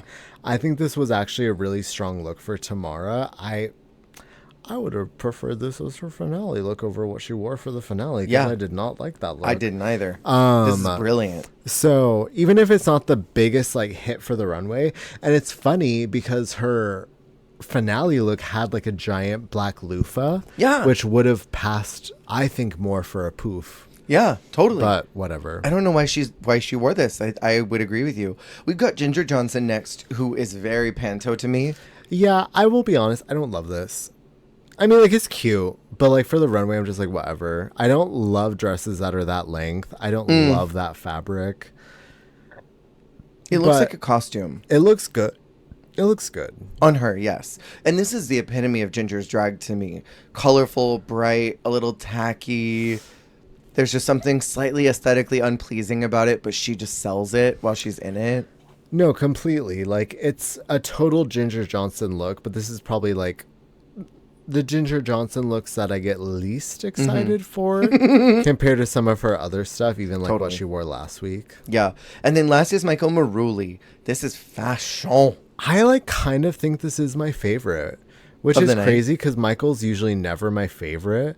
Really? But like, yeah, I mean, like, no disrespect to Michael, but like, I don't think their aesthetic is one that like usually aligns with like my aesthetic preferences. That's fair. I've lived almost every week. But like, this is so gorge. And I think it's also like, again, like a queen taking their style and making it like fit for the runway. Like she did that for the Mirror runway where like she's very like, she's inspired by Lady Gaga. She's inspired by like the pop divas, like, and she like emulates like a pop performer sort of through her drag. And I feel like this is even like, it's very like pop and it's very like 2000s. Like, I don't know. Like, I just feel like I see a lot of her influences carried out into this like execution of the runway. Like, this isn't something Michael would normally wear, but this is, if Michael had to wear a look covered in like poofs and volume, this is how they would do it. Completely. And I think the color is really great on her. I love that boot.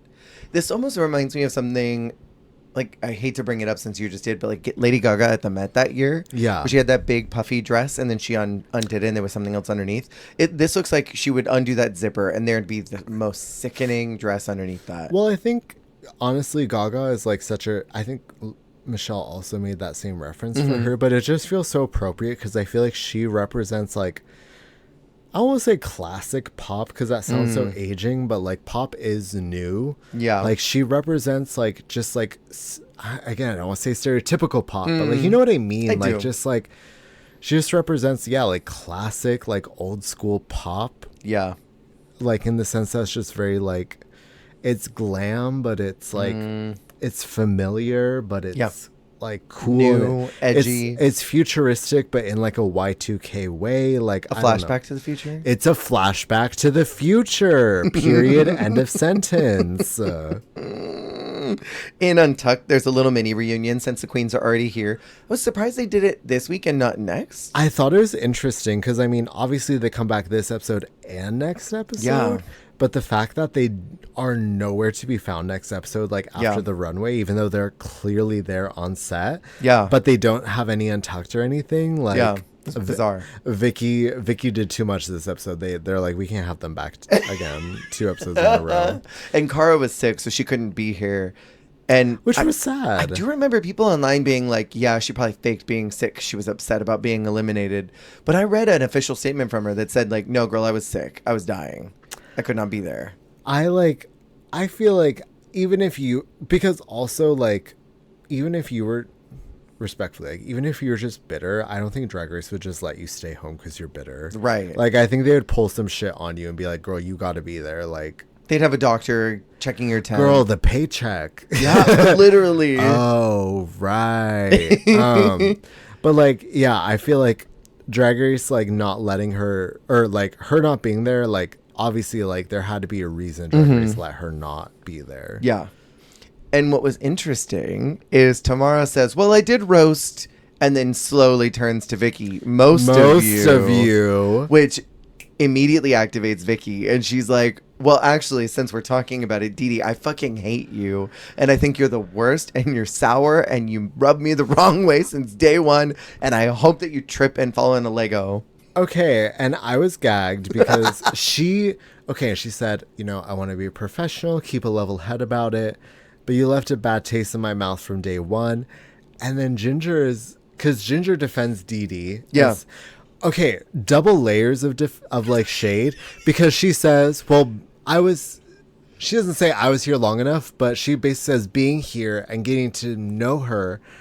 I feel she basically said like, well, as someone who was actually here the whole time and did get eliminated at the halfway point and actually got to know her, she's not that. I feel like that was shade in and of itself of her saying, girl, you were eliminated before you got to know the real Dee Dee. Yeah, totally. But then in the confessional, she's like, she talks about wanting to be a professional, but holding on to a grudge for 10 weeks and then stabbing her with the knife, like... that feels unprofessional. I was like, oh my God, Ginger. But then it was even more shade because Vicky was mad at DeDe because of how she treated Alexis. And Alexis is like, oh, we talked about it already. We're good. I hold no ill will towards DeDe. I love you. I think you're great. I got no problems with you. I have not one bad thing to say in her exact words. I don't have one bad thing to say about you. So then it was sort of like, Vicky, sit down. You're mad on behalf of someone else who's literally not even pressed. Girl, it was crazy. And like, it seemed to be resolved by the end. Kinda, yeah. But then even it killed me because, like, jumping ahead a little, at the beginning of the next episode when Ginger was like, I have 2 words, Vicky Vivacious. And they all were, like, keying about how crazy she was. Like, that sent me. Their exact thoughts probably were pure evil. Pure evil. Like, that's a long time to hold a grudge. It's a really long... And to not bring it up at all, and you're just waiting until the right moment to do it. Well, and also, like, I mean, I guess if you're, like, or, like, not campaigning, but, like, if you're, like, a big, like, Alexis St. Pete apologist, defender, that's something. But it's, like, it's even wilder to hold a grudge about something that does not involve you at all. Right. Like, you had no horse in that race. Absolutely. And you stayed mad about it. It's kind of iconic. And after deliberations, Rue calls Michael as the winner. And I would agree. And Rue calls Ginger safe, leaving Tamara and DeDe as the bottom 2 to lip sync to a song called Little Bird by Annie Lennox. I don't think this Interesting song. Yeah. I love Annie Lennox, but, like, this song was weird. Wasn't it? Like, it was cool. But not for a lip sync. Wasn't very groundbreaking. It was very, like, how do I say this? This is the kind of lip sync that I think Sasha Velour would do something very, like, she would have projections and she would have screens and, like, she'd be dressed as a little tiny bird in a bird cage. Like, it would be very, like, Master has my... You already know where I was going. I feel like stop. This You're song going to jail. is very, like, that kind of number, like, very, like, cerebral, like, drag is art kind of performance. Protect queer art. This was like, it was like you couldn't tell if it was like, should I perform this fierce or should I perform this emotional? Yeah. And I think that both of them, like, gave different interpretations. Totally. Interpretations. I think it was interesting because I think DeDeLicious tried to give less dance, more emotion. Yeah. And I feel like Tamara tried to find the opportunities for movement within this song, which I think was effective. Yeah. I think she used her dress great. She kept spinning and just, like, maximizing the volume of that skirt.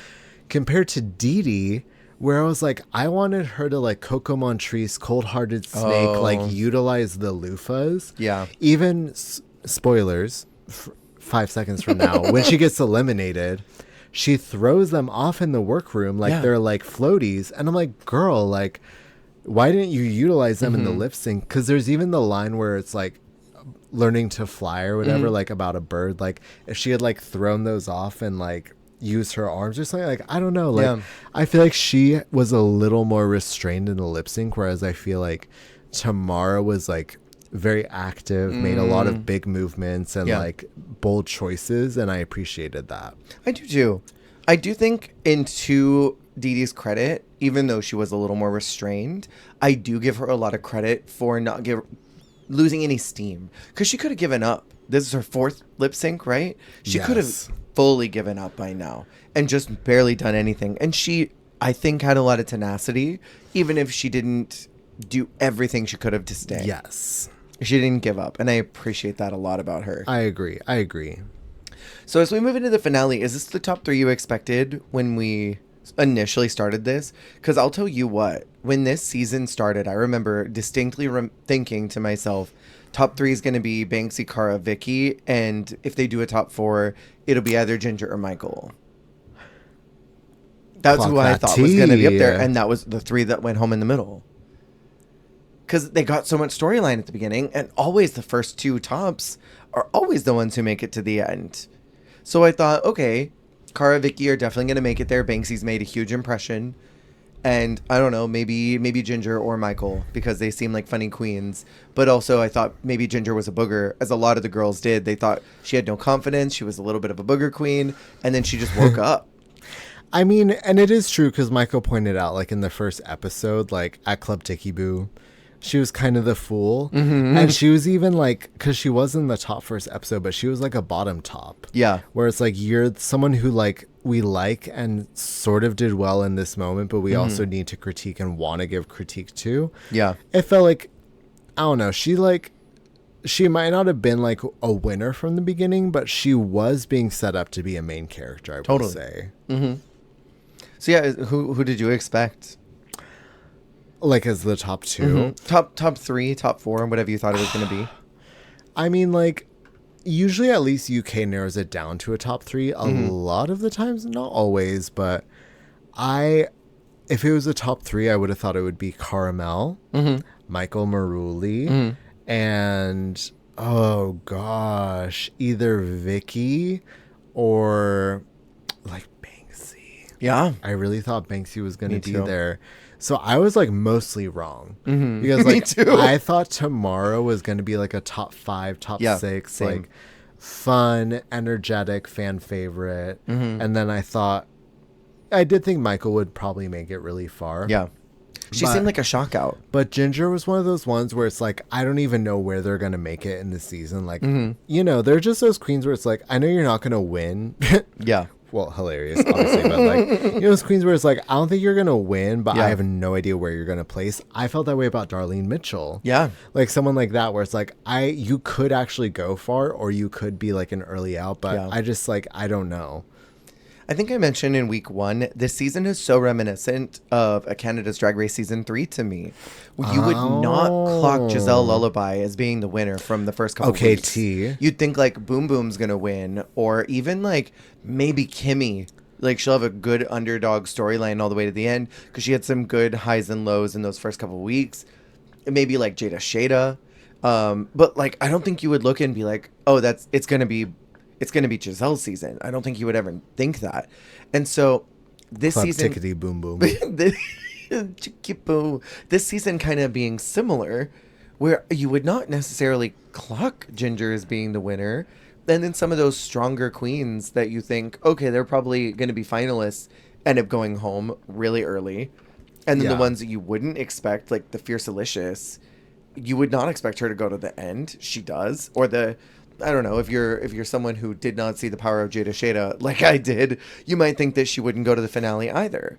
But then she does, and it's like a Tamara and a Ginger kind of. Yeah, You know? she got fucked by a ghost. They released the Canada's Drag Race promos as like fighter icons, and it was like their charisma, uniqueness, or talent stats were all randomized. Like some of them had charisma, talent, whatever, and then they had a special ability listed, and Jada's was Ghost Whisperer. Please. I screamed. So they do the Rue tells them the challenge is going to be a record your own lyrics and do choreography to a music video for Spotlight. They're going as to be sexy cat burglars. cat burglars, yes. I love that the 2 oldest working queens in this room are going to be sexy cat burglars. It's so crazy. And then they do the compulsory sit down with Rue, which was really cute because both Ginger and Michael got to see their partners at the end of it, and Tamara got to see her mom, and it was so sweet seeing them come out. It was very cute. I mean, it was all the people that they talked about the most. Yeah.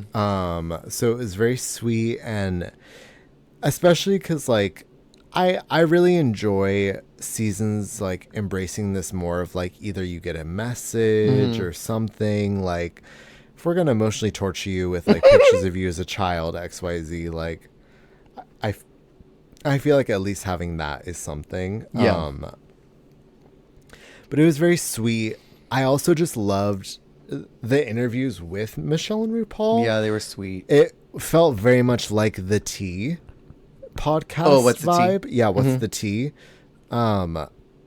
Which we like don't really get that anymore. Even just Yeah. like the Michelle and RuPaul like talking about like, oh, that was so sweet, and like stuff like that. Like I don't know. I really enjoyed just the energy of all of their interviews Yeah. and like the sweetness of having the partners and family come in and just all of it. It was really good. I would love for that podcast to come back.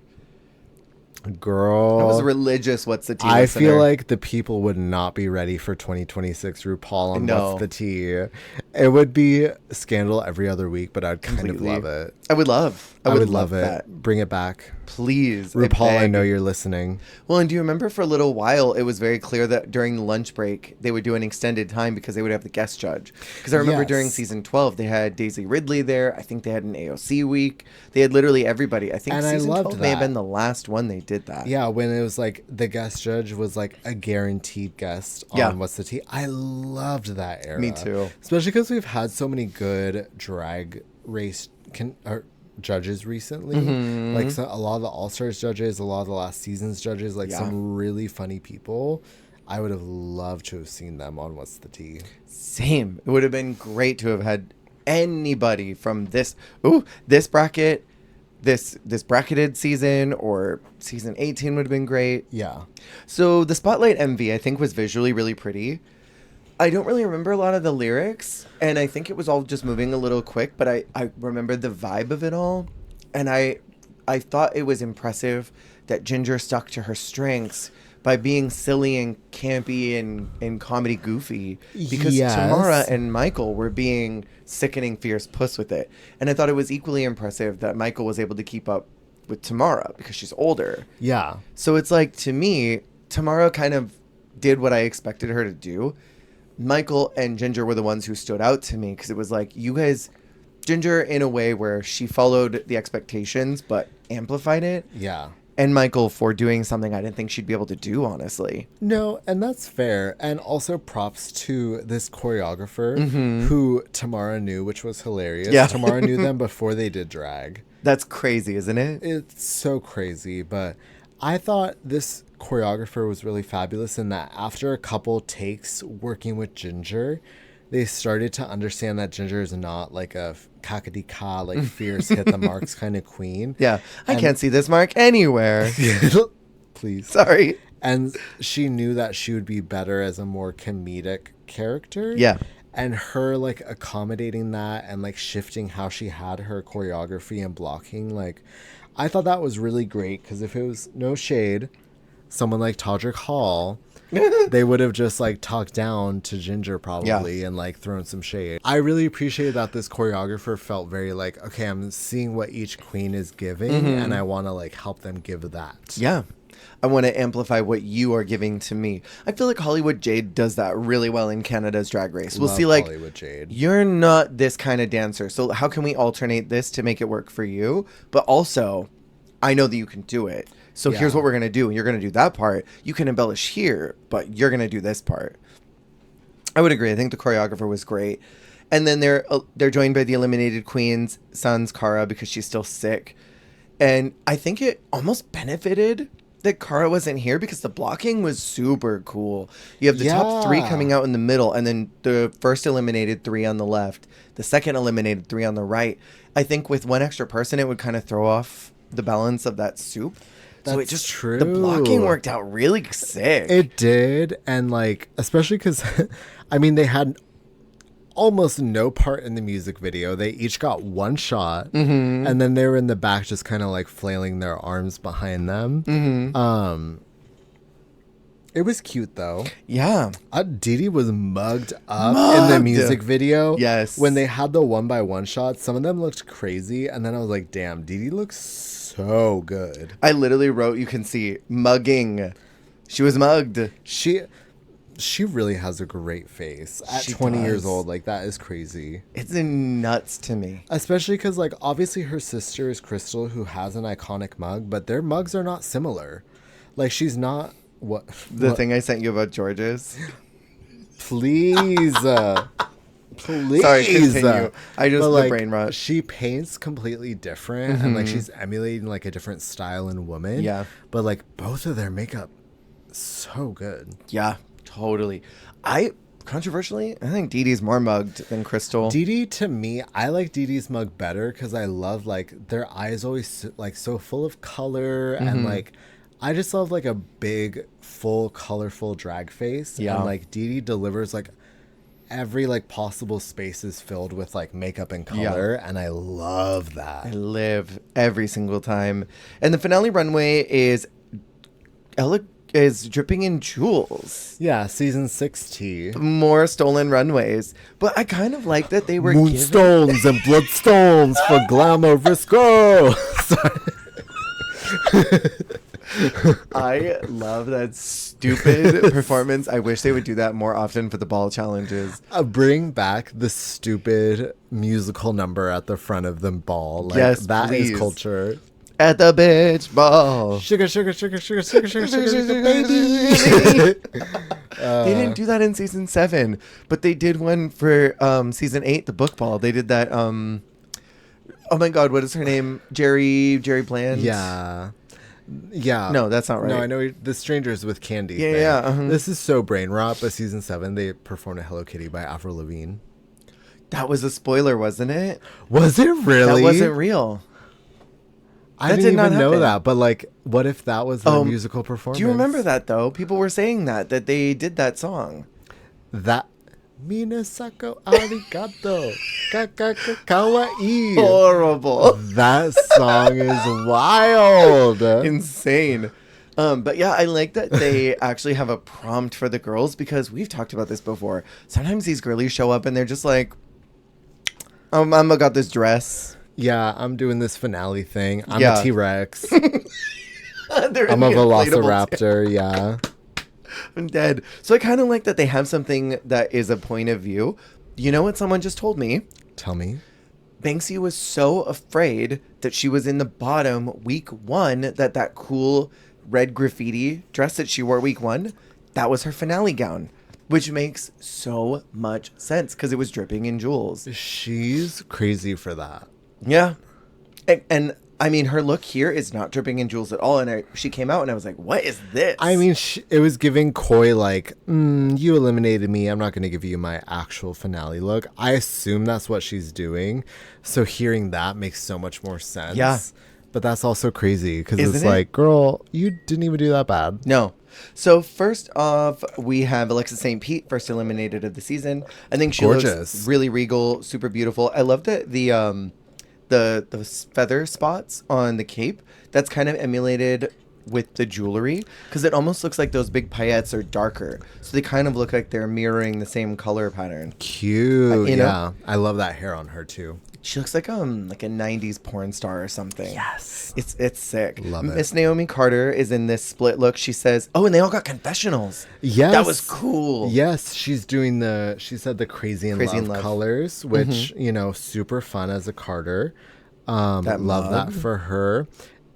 I also like this color palette. It's very Y2K. It's very Charlie's Angels. Like, I don't know, Austin Powers. Like, I love this color combo, but she looks great. I need to see her on All Stars so bad. Yes. We touched on Banksy, but she's sort of giving me like the inverted color swap of Sminty's bug look. Oh my gosh. Wait, yeah. She's like the villain version of... That moth. Wait, that's so true. Yeah. I think it's cute on its own as a look. It doesn't look finale eleganza to me. She's also kind of giving me Power Rangers Lost in Space had this bug villain. Oh, sick. Yeah. You never watched that season? No. Oh, yeah. The lady villain was like this like bug woman, and like it is kind of giving me that. I don't know. A boog. Fascinating. Ooh, Puss. That's very She's- Ben de la Creme. She was everything. She was so femme, and then at the end, she becomes like this terrifying bug lady. Oh, sick. And like, girl, it was everything. That's cool. Next up, we have Vicky Vivacious. She said she was doing a Marilyn Monroe fantasy. I don't see that, but I do like the hair a lot. Can I be mean? I hate the way she lines her lips. The Vicky Vivacious lips. Okay. I really hate it. I'm sorry. I do struggle with it, and it's just one of those things where like your lips frame your face so much, Yeah. and I think I just struggle with the expression she has with the lips she has. She really overlines. And I think also she doesn't use complementary colors. Like, why are we using maroon and peach together on a silver dress? Well, and I even think about like Trixie's original mug and like the level blue of contacts. lips that she brought then. It was like the giant lips and like the contacts. Like Yeah.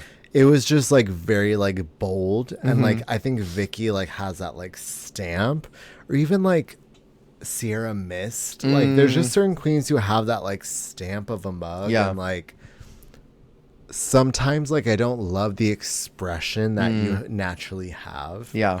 You start just maying where you're looking a little sad. Hers though looks like, I don't even know like what her like perma expression is with those big lips, but I just don't love it. It's like, oh my God, it's bigger than I thought it was.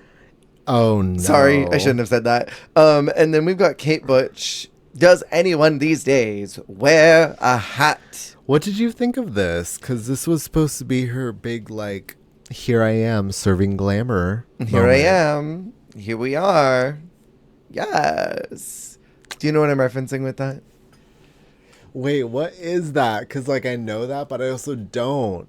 That's not Top Model, is it? No. Here I am. Here we are. Yes. Wait, what is that? Not Wendy Williams. Stop. Yes. God. The fact that we never got her as a Drag Race judge is like criminal. No. They should do as a lip sync native New Yorker, but her version. I would die. Okay, so you asked me what I thought about Kate. She said that she was representing the flag of Derbyshire, which I'm not familiar with the work of Lady Flag Derbyshire. I do think that the headpiece is really nice. And I think Kate's mug has never been muggier on this season. Yeah, it's the muggiest it's been this season for her. I have a couple problems with just the construction of the look. I think it could have been nipped in a little bit. And I think the dripping in jewels prompt is very loose. Kind of like your vagina. I also just hate, like, how do I say this? Like, formal drag. Like, this is so formal. Like, this is so, like, conservative. Yeah, I mean, I don't even mind that. I think if you were to chop the arms off of this and do that neckline, lower it just a little bit. Yeah. Statement necklace. You could still do the general structure of this because I think the sleeves bring it to almost a matronly kind of a place. Yeah, and it looks a little elderly. And I don't mind sleeves on a dress. I don't mind something being covered up, but there's just like a lack of puss. Yeah, I mean, that's a lot of the. There's so many things that could be adjusted because I think the sleeves could work if you didn't have them be fairy godmother sleeves because they're flared at the bottom. Yeah, if they were like the fitted sleeve that goes over the hand Yes. and it tucks over the finger. A lace sleeve or an organza that was really fitted. Yeah. Organza. And then I think the neckline needed to be lowered. That needed to be an off the shoulder. Yeah. Is what that needed to be. And then the waist needed to be nipped because it's so baggy right underneath the breast.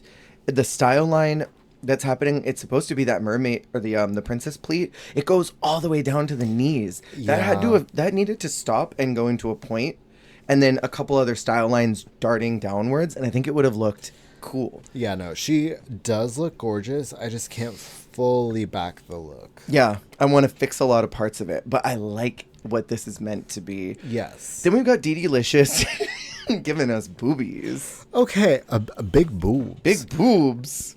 I love her. I love the idea of this look. I just wish the nipples were covered.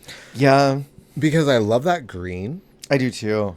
I love the white with the foxtails. But like where she has the silver skinnier stoning, almost creating the illusion of like straps on her. If that was like a pasty, like literally just like a circular like nipple cover, like she had like a pasty like burlesque nipple like bejeweled breast cover, Like that to me would have been better than like the weird like nude breast illusion. Completely. That just like does not click for me. It doesn't for me. It's very Barbie, and I don't like that. It's the same as Barbie crotch. Like if you can't, I feel like if you can't have like a exposed nude crotch, you can't have an exposed nude breast. like actual breast. I also don't understand why it's like a thorn vine. I don't understand why those are the stripes. A good point. I don't get that. Did not think about that. I just thought it was pretty, but Yeah, I mean, it's very pretty. I just don't understand why it's thorny. Because this doesn't look like a floral type Are of a gown. you thorny, baby? Oh, you're so thorny. I do love the idea of it, and I agree with you about the nipple covers. Then we've got our top 3. We've got Ginger Johnson, who was serving a matador. She had some story about how matadors never give up or something. Can I say I didn't really like any of the top 3's looks. Thank you. Is that I liked Michael's. But I think I click with Michael's style. Clique. I think I think Ginger's looks like an entrance look. the matador? It's very like, I mean, like people. I think of Violet. I think of Bob. I think of that like more sort of like masculine, like glam, but more like suiting or like just like Rajas. a different approach. Rajas, yeah, like there's definitely a way it can be done, and I do appreciate how bejeweled and glammed out it is. I think my issue with it is I just don't see it for Ginger. Like to me, this is not a Ginger Johnson look. Right. This is not like in her aesthetic or in her story. So it just doesn't really make sense as a like period to her runway package compared to someone like Michael. Yeah. Where it's like, I personally don't like Michael's aesthetically, but it feels like a final evolution of a lot of the things Michael likes in Completely. drag. It's very drag. That iridescent like paper stuff that she's got in the front. She looks like a crystal Pokemon. Yeah, Like a right. crystal icy Pokemon. I love it. I am only biased because I don't like this fabric. I don't like the icy blue, like holographic material. But like I said, I feel like Michael had like hints of this vibe of drag in other looks they did. So them having a finale look that feels like their aesthetic as a mega evolution, like, yes, that is what I think you should be doing for the finale. So I think of the 3, they probably had the most successful finale look. Right. And then Tamara, I agree with what you said. This looks like it should have been her puffer look. And also, I think this is a photo look. This is not a runway dress. No. Because even standing and in this photo, she looks fantastic. But on the runway, it was so awkward because it's like a cocktail dress with a train that is a floor length dress, but from like, it's like a mullet dress because she was like holding the train like out and back to walk. But like, I just did not like how it wrapped around. I didn't like the cut of it. It just like, it didn't click for me. You know what I want on this? I want a Despy Award hat, a fascinator. Just to imagine. Yeah, like a little victory bow in the black. Yeah, the black specifically. Or just like a huge Sia bow. That would have been glam. That would have been super hot. I still don't think it would have Glampus. been super finale, but I would love that because I want to add something big on top. I get that. I do. It's huge. And then Danny comes out for the step down. Obviously, we skip the photos every single season. For anyone that's like, what about the baby photos? We skip them every year. Danny comes out. I really am a fan of that houndstooth. I don't know if you've got a photo of her. She looks great. I liked it. I thought the houndstooth was cute. I didn't love the all white face. Yeah, same. Because I feel like I know she does it sometimes, but I kind of like when she does more of like a contrast or like an accent mug where she'll be like lavender or like baby blue or something like that, like a little more like the Juno Birch vibe. Sometimes the stark white face is on. It's Lee Bowery. I would have loved some graphic black on the face, like on the facial hair or the eyebrows, like this. Ooh, something like that. Kind of like the artistic etching, like very like comic strippy almost, or Totally. like That would have been cool. Just really severely cut instead of that soft gray that she's got for the contouring. Yeah. Have that be a sharp line, sharp I black see that. line, like triangular, and then really block out the brows in black, like a crazy exaggerated. I'm thinking about Jimbo's black and white look, where, you know, it was just like that super graphic face that was underneath. Something Yeah. like that. More graphic, but I love the outfit. Yeah. Looks great for Danny. And after critiques, Rue tells Tamara that it's not her time. Do you agree? Yes. I Same. think this is the clear top 2. And I think Tamara took it like a champ because she probably knew too. Yeah. And the finale lip sync is between Ginger and Michael to A Little Respect by Erasure. Random ass song. Can I say? I love that song, Eraser. Erasure, baby. Erasure. Stop. I So usually don't like the UK lip sync. Like, Yeah. I liked the first one, I'm Your Man by Wham. If you're gonna do it right. They should have swapped that into season 2, though. We talked about this when we were talking about season 2. I'm Your Man would have been great for Lawrence and Bimini. Yeah, I don't even remember what season 2 song was. I can't remember either, but it It would was have been like Queen great. I don't know. I think it was Queen. I liked This Is My Life. That was great. That for Danny actually and Cheddar. was fabulous, That was and that is a great. great, fabulous, like old school song. But like, I didn't like "You Don't Own Me." That is Oh. not a finale song to me. That is like a midway in the Was season. that 3? Like, that was 3. Yeah. yeah. You Don't Own Me would have been great in season 1. Ooh, That would have been with brilliant. Vivian and Davina. Yes, that would have been brilliant. Oh my god. You don't own me in a red wig and a silver dress. Yeah, I don't know. I didn't really care too much for this song, and it was very low key for the finale. But I think what was kind of cool about this, that there are these two parallel lines of these extremely seasoned queens who are both a little bit older than the Drag Race rubric tends to push to the very Yeah. end. They're performing with grace and elegance and power the whole time. And I feel like both of them just performed. It wasn't an excess performance. And I like that. They weren't doing too much because they didn't need to. I think they both had like. I think they also both approached it in their own way. I think Michael did a little more Michael's like fierce like pop style. I think Ginger gave a little bit more of like an earnest emotional performance. So I appreciate that they each had like a bit of a different approach as well. Yeah. And I think for this finale, they both are going in with 3 wins, right? They're both going in with similar track records. Just Michael's got one bottom placement that I don't think should have even been hers. Yeah. And they both have similar trajectories. Ginger started out really unconfident and then got more as she went on, where Michael just learned how to trust herself. And so they're both kind of following very similar journeys. Either one of them could have won this easily. I mean, it's true. Like, I think Michael had their storyline would have made total sense too. Like, even throughout the season, like, I feel like not just in like from start to finish, like they either of them could have been justified because Michael had great moments like the makeover and the roast, like one after Yeah. the other. But those were in succession, right? Yeah, they were. Yeah. I feel like that was like a great jumping off point for them to win if that was the case. But then Ginger like also somehow became like a very constant presence whole season, had Yeah. great confessionals, had great Yeah. wins, won major moments. So Was clocking bitches left and right. yeah, and so that's the other thing is I do think Ginger was more of an audience proxy than Totally. Michael was, which obviously that doesn't get you the win. Usually the audience proxy doesn't win. Yeah. But Ginger was a great confessional queen too, and I think just like her endearment,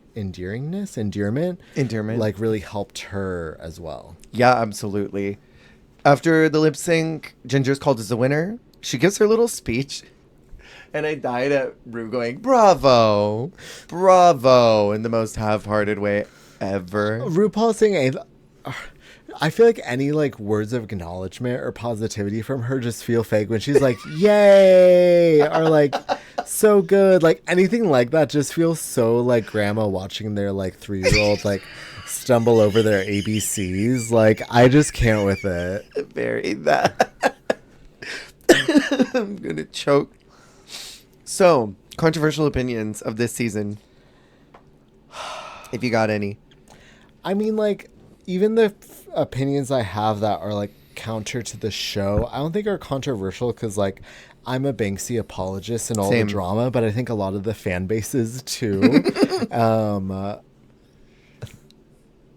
I can't say that. You can't say the thing I was gonna know say you want to say. I think someone in this cast is pure evil, but I'm not gonna say who, and I'm gonna leave it at that, and I'm gonna let them wonder. But there's someone that I think is pure evil.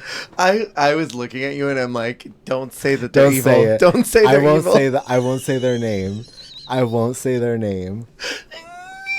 I'm dead. I'm so dead. My controversial opinion is that person is evil, but also that I think Alexis St. Pete should have been brought back at the top of the girl groups. I think I've told you before. I think it's season 13 of Project Runway.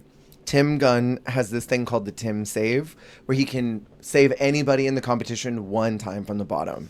And he can only use it once. And at the end of each episode, he'll say, like, I didn't use my Tim Gunn save because I didn't think that she deserved it, or whatever. Like, he'll do his reasoning. And so then he does this thing. This girl gets eliminated. Her name is Sharkita. The very next day, Tim comes in the workroom and he's telling everyone what they're going to do. He leaves and then comes back after they've been to Mood. And he's like, designers, I feel like we can't do this challenge because someone's missing, and is like crying. Oh and my he's like, God. and so I've decided to use my Tim Gunn save, and I'm bringing back Sharkita. And she comes walking in she walks in the room, and she's like, what's going on? He's like, do you know why you're here? And she's like, no, they didn't tell me anything. And she's like, I just don't think we can do this challenge without you. So we're going to give you 30 more minutes to go to Mood and get fabric, and we're going to give you extra time for the challenge. But do you want to do it? And she's like, yeah, sure. Oh my God. I think they should have done that with Alexis. I think they should have started the day, told Rue, like, put in your tear eye drops and go in and cry for them and be like, we just can't do this without one person. I feel like I didn't get to know Please. them well enough. Alexis, who's also St. Pete.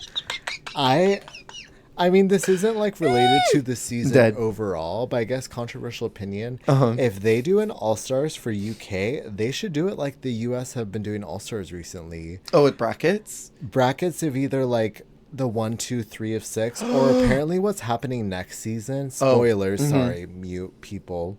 Where allegedly it's 2 groups of 8. That's so many, but I would be here for it. But like, I just feel like UK should have like a huge All-Stars and have like a tournament or bracket style. Mm-hmm. Because like, I don't know, queens like Alexis St. Pete, like I think she would do better in a bracket of 6 than a bracket of, or like a regular season of like 12 or 14 queens. Like, I would just think that UK, because of the way their queens are, like having people like Alexis St. Pete and like River Medway and like queens who are brilliant and talented, but like there's just so many loud personalities in the UK. Like, why not break them up and do more of like that bracket style? I think UK would succeed with that. Okay, so you can do 2 brackets, red and green. We're going to call them Pokemon. Red, yellow, boom.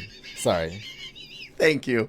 Red and green, 2 casts of 6. Oh my God.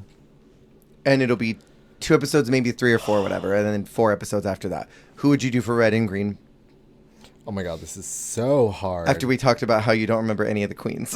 Literally, I'm like Drizella. Let's just cast one. Just cast one bracket. I mean, like, I Of already 6. said River Medway, Yeah. but I love me some River Medway. Baby, if she ever comes back to drag. If not, then, like, Dakota Schiffer also. I look like oh my God. I was about to say Crystal, but I heard she just retired from drag. Oh, yeah, she did. She just made a big public breakup with it. Absolutely gutted. Gutted. But, I mean, she loves DJing and she loves stuff that's outside of it. And I think she's still going to do some drag, but it'll be, like, more androgynous drag. Okay. River Medway, Dakota Schiffer, Joe Black. Ooh, yes. Banksy. And Alexis. Thank You mentioned Alexis. Alexis, who's also Saint Pete. And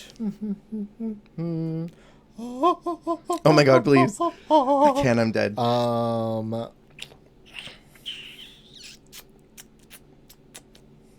I mean, like, I feel like with that group, Ella Day would kind of be a key. She would. Because, like, I feel like she's so different from them. Yeah. And, like, I don't know. I feel like having a Broadway queen in there would be kind of hilarious. So I'm going to Yeah. say Elevate for shits and gigs. Totally valid as hell. I think I'll cast the other one. I don't know season 6 and 7 very well, so I'm not Yeah. going to include them. I would say I would pull Vinegar Strokes. Ooh. I would bring Astina Mandela. Ooh. I would do, honestly, I think she'd be a good drama, Sister. From 3, I would definitely give Vanity Milan another chance. I almost said Vanity Milan. Yeah, but I love I'm Vanity. I liked her more in Canada, not being judged by RuPaul. That's so fair. I liked seeing her soar beyond the constraints of RuPaul and Michelle. Totally. But yeah, 3 love episodes, Vanity non-elimination, Milan. that would be sickening. I also almost said 2 Black Peppa. Ooh, Peppa would be And great. I could switch Elevade for Black Peppa. Mm-hmm. Just because, like, I don't know. There's just so many good options. Yeah. From 4, I would pull LaPhil. I know I'm pulling 2 Canada people already, but I want LaPhil to get another chance. I feel like she was out so early and her runway package was sick. Yeah, she showed a lot of growth. Mm-hmm. And then from this one, I would bring Miss Naomi Carter. And that'd be my 6. Aya babes. Carter is a starter. Yeah. Crazy work. Crazy work. So next up, we have Drag Race. Drag Race. I'm going to be doing that constantly. I hope you're ready. Stop. I'm so ready to be annoying about Drag Race Italia. I love the way you love the way that Supreme says things. Valentine. I love the way that Priscilla rolls those freaking R's every time. It gets me. Drag Drag race. Race Italia. Well, because she also she's doing like a sports show or like a motocross Yeah, show. Like she's totally. so hyped. And I love it. I love it so much. So yeah, we're doing Italia 3, the last Italia season for now. That's gonna be crazy. And there's some notable names: Melissa, Lena. Mm-hmm. But there's also some people I know nothing about, and Nothing. I am very excited to be introduced to the queens, the drama, the looks, all of it. More queens like Le Petit Noir for you to forget about. Stop! Stop! That's gonna haunt me. Yeah, I'm so ready. It's the way that, like, when you said the name too, I was picturing someone, and it was not who I her was face. thinking. I was thinking of the woman from Brazil who walked like she was avoiding the snipers. What's her name? She went home first. Oh, yeah, the cow. Yeah, She dresses the cow. I was that like, that's week. Le Petit Noir. What the heck was her name? I don't recall her name at all. Oh God, I hate it here. It's so hard in the bunker with no Wi-Fi. It's so tough. It's tough because like we have sped through certain seasons, and then others were just like, there's so much Drag Race we're covering, you know. Literally. But even also, like, I don't know. Sometimes I'll watch a full ass US season and not remember people or things that happened. Mm-hmm. Absolutely. Anyways, we will chat with you guys next week for Drag Race Italia season 3. Next week, remember, you're doing a great job. You're doing the best you can, and that is all you can do. Goodbye. Bye.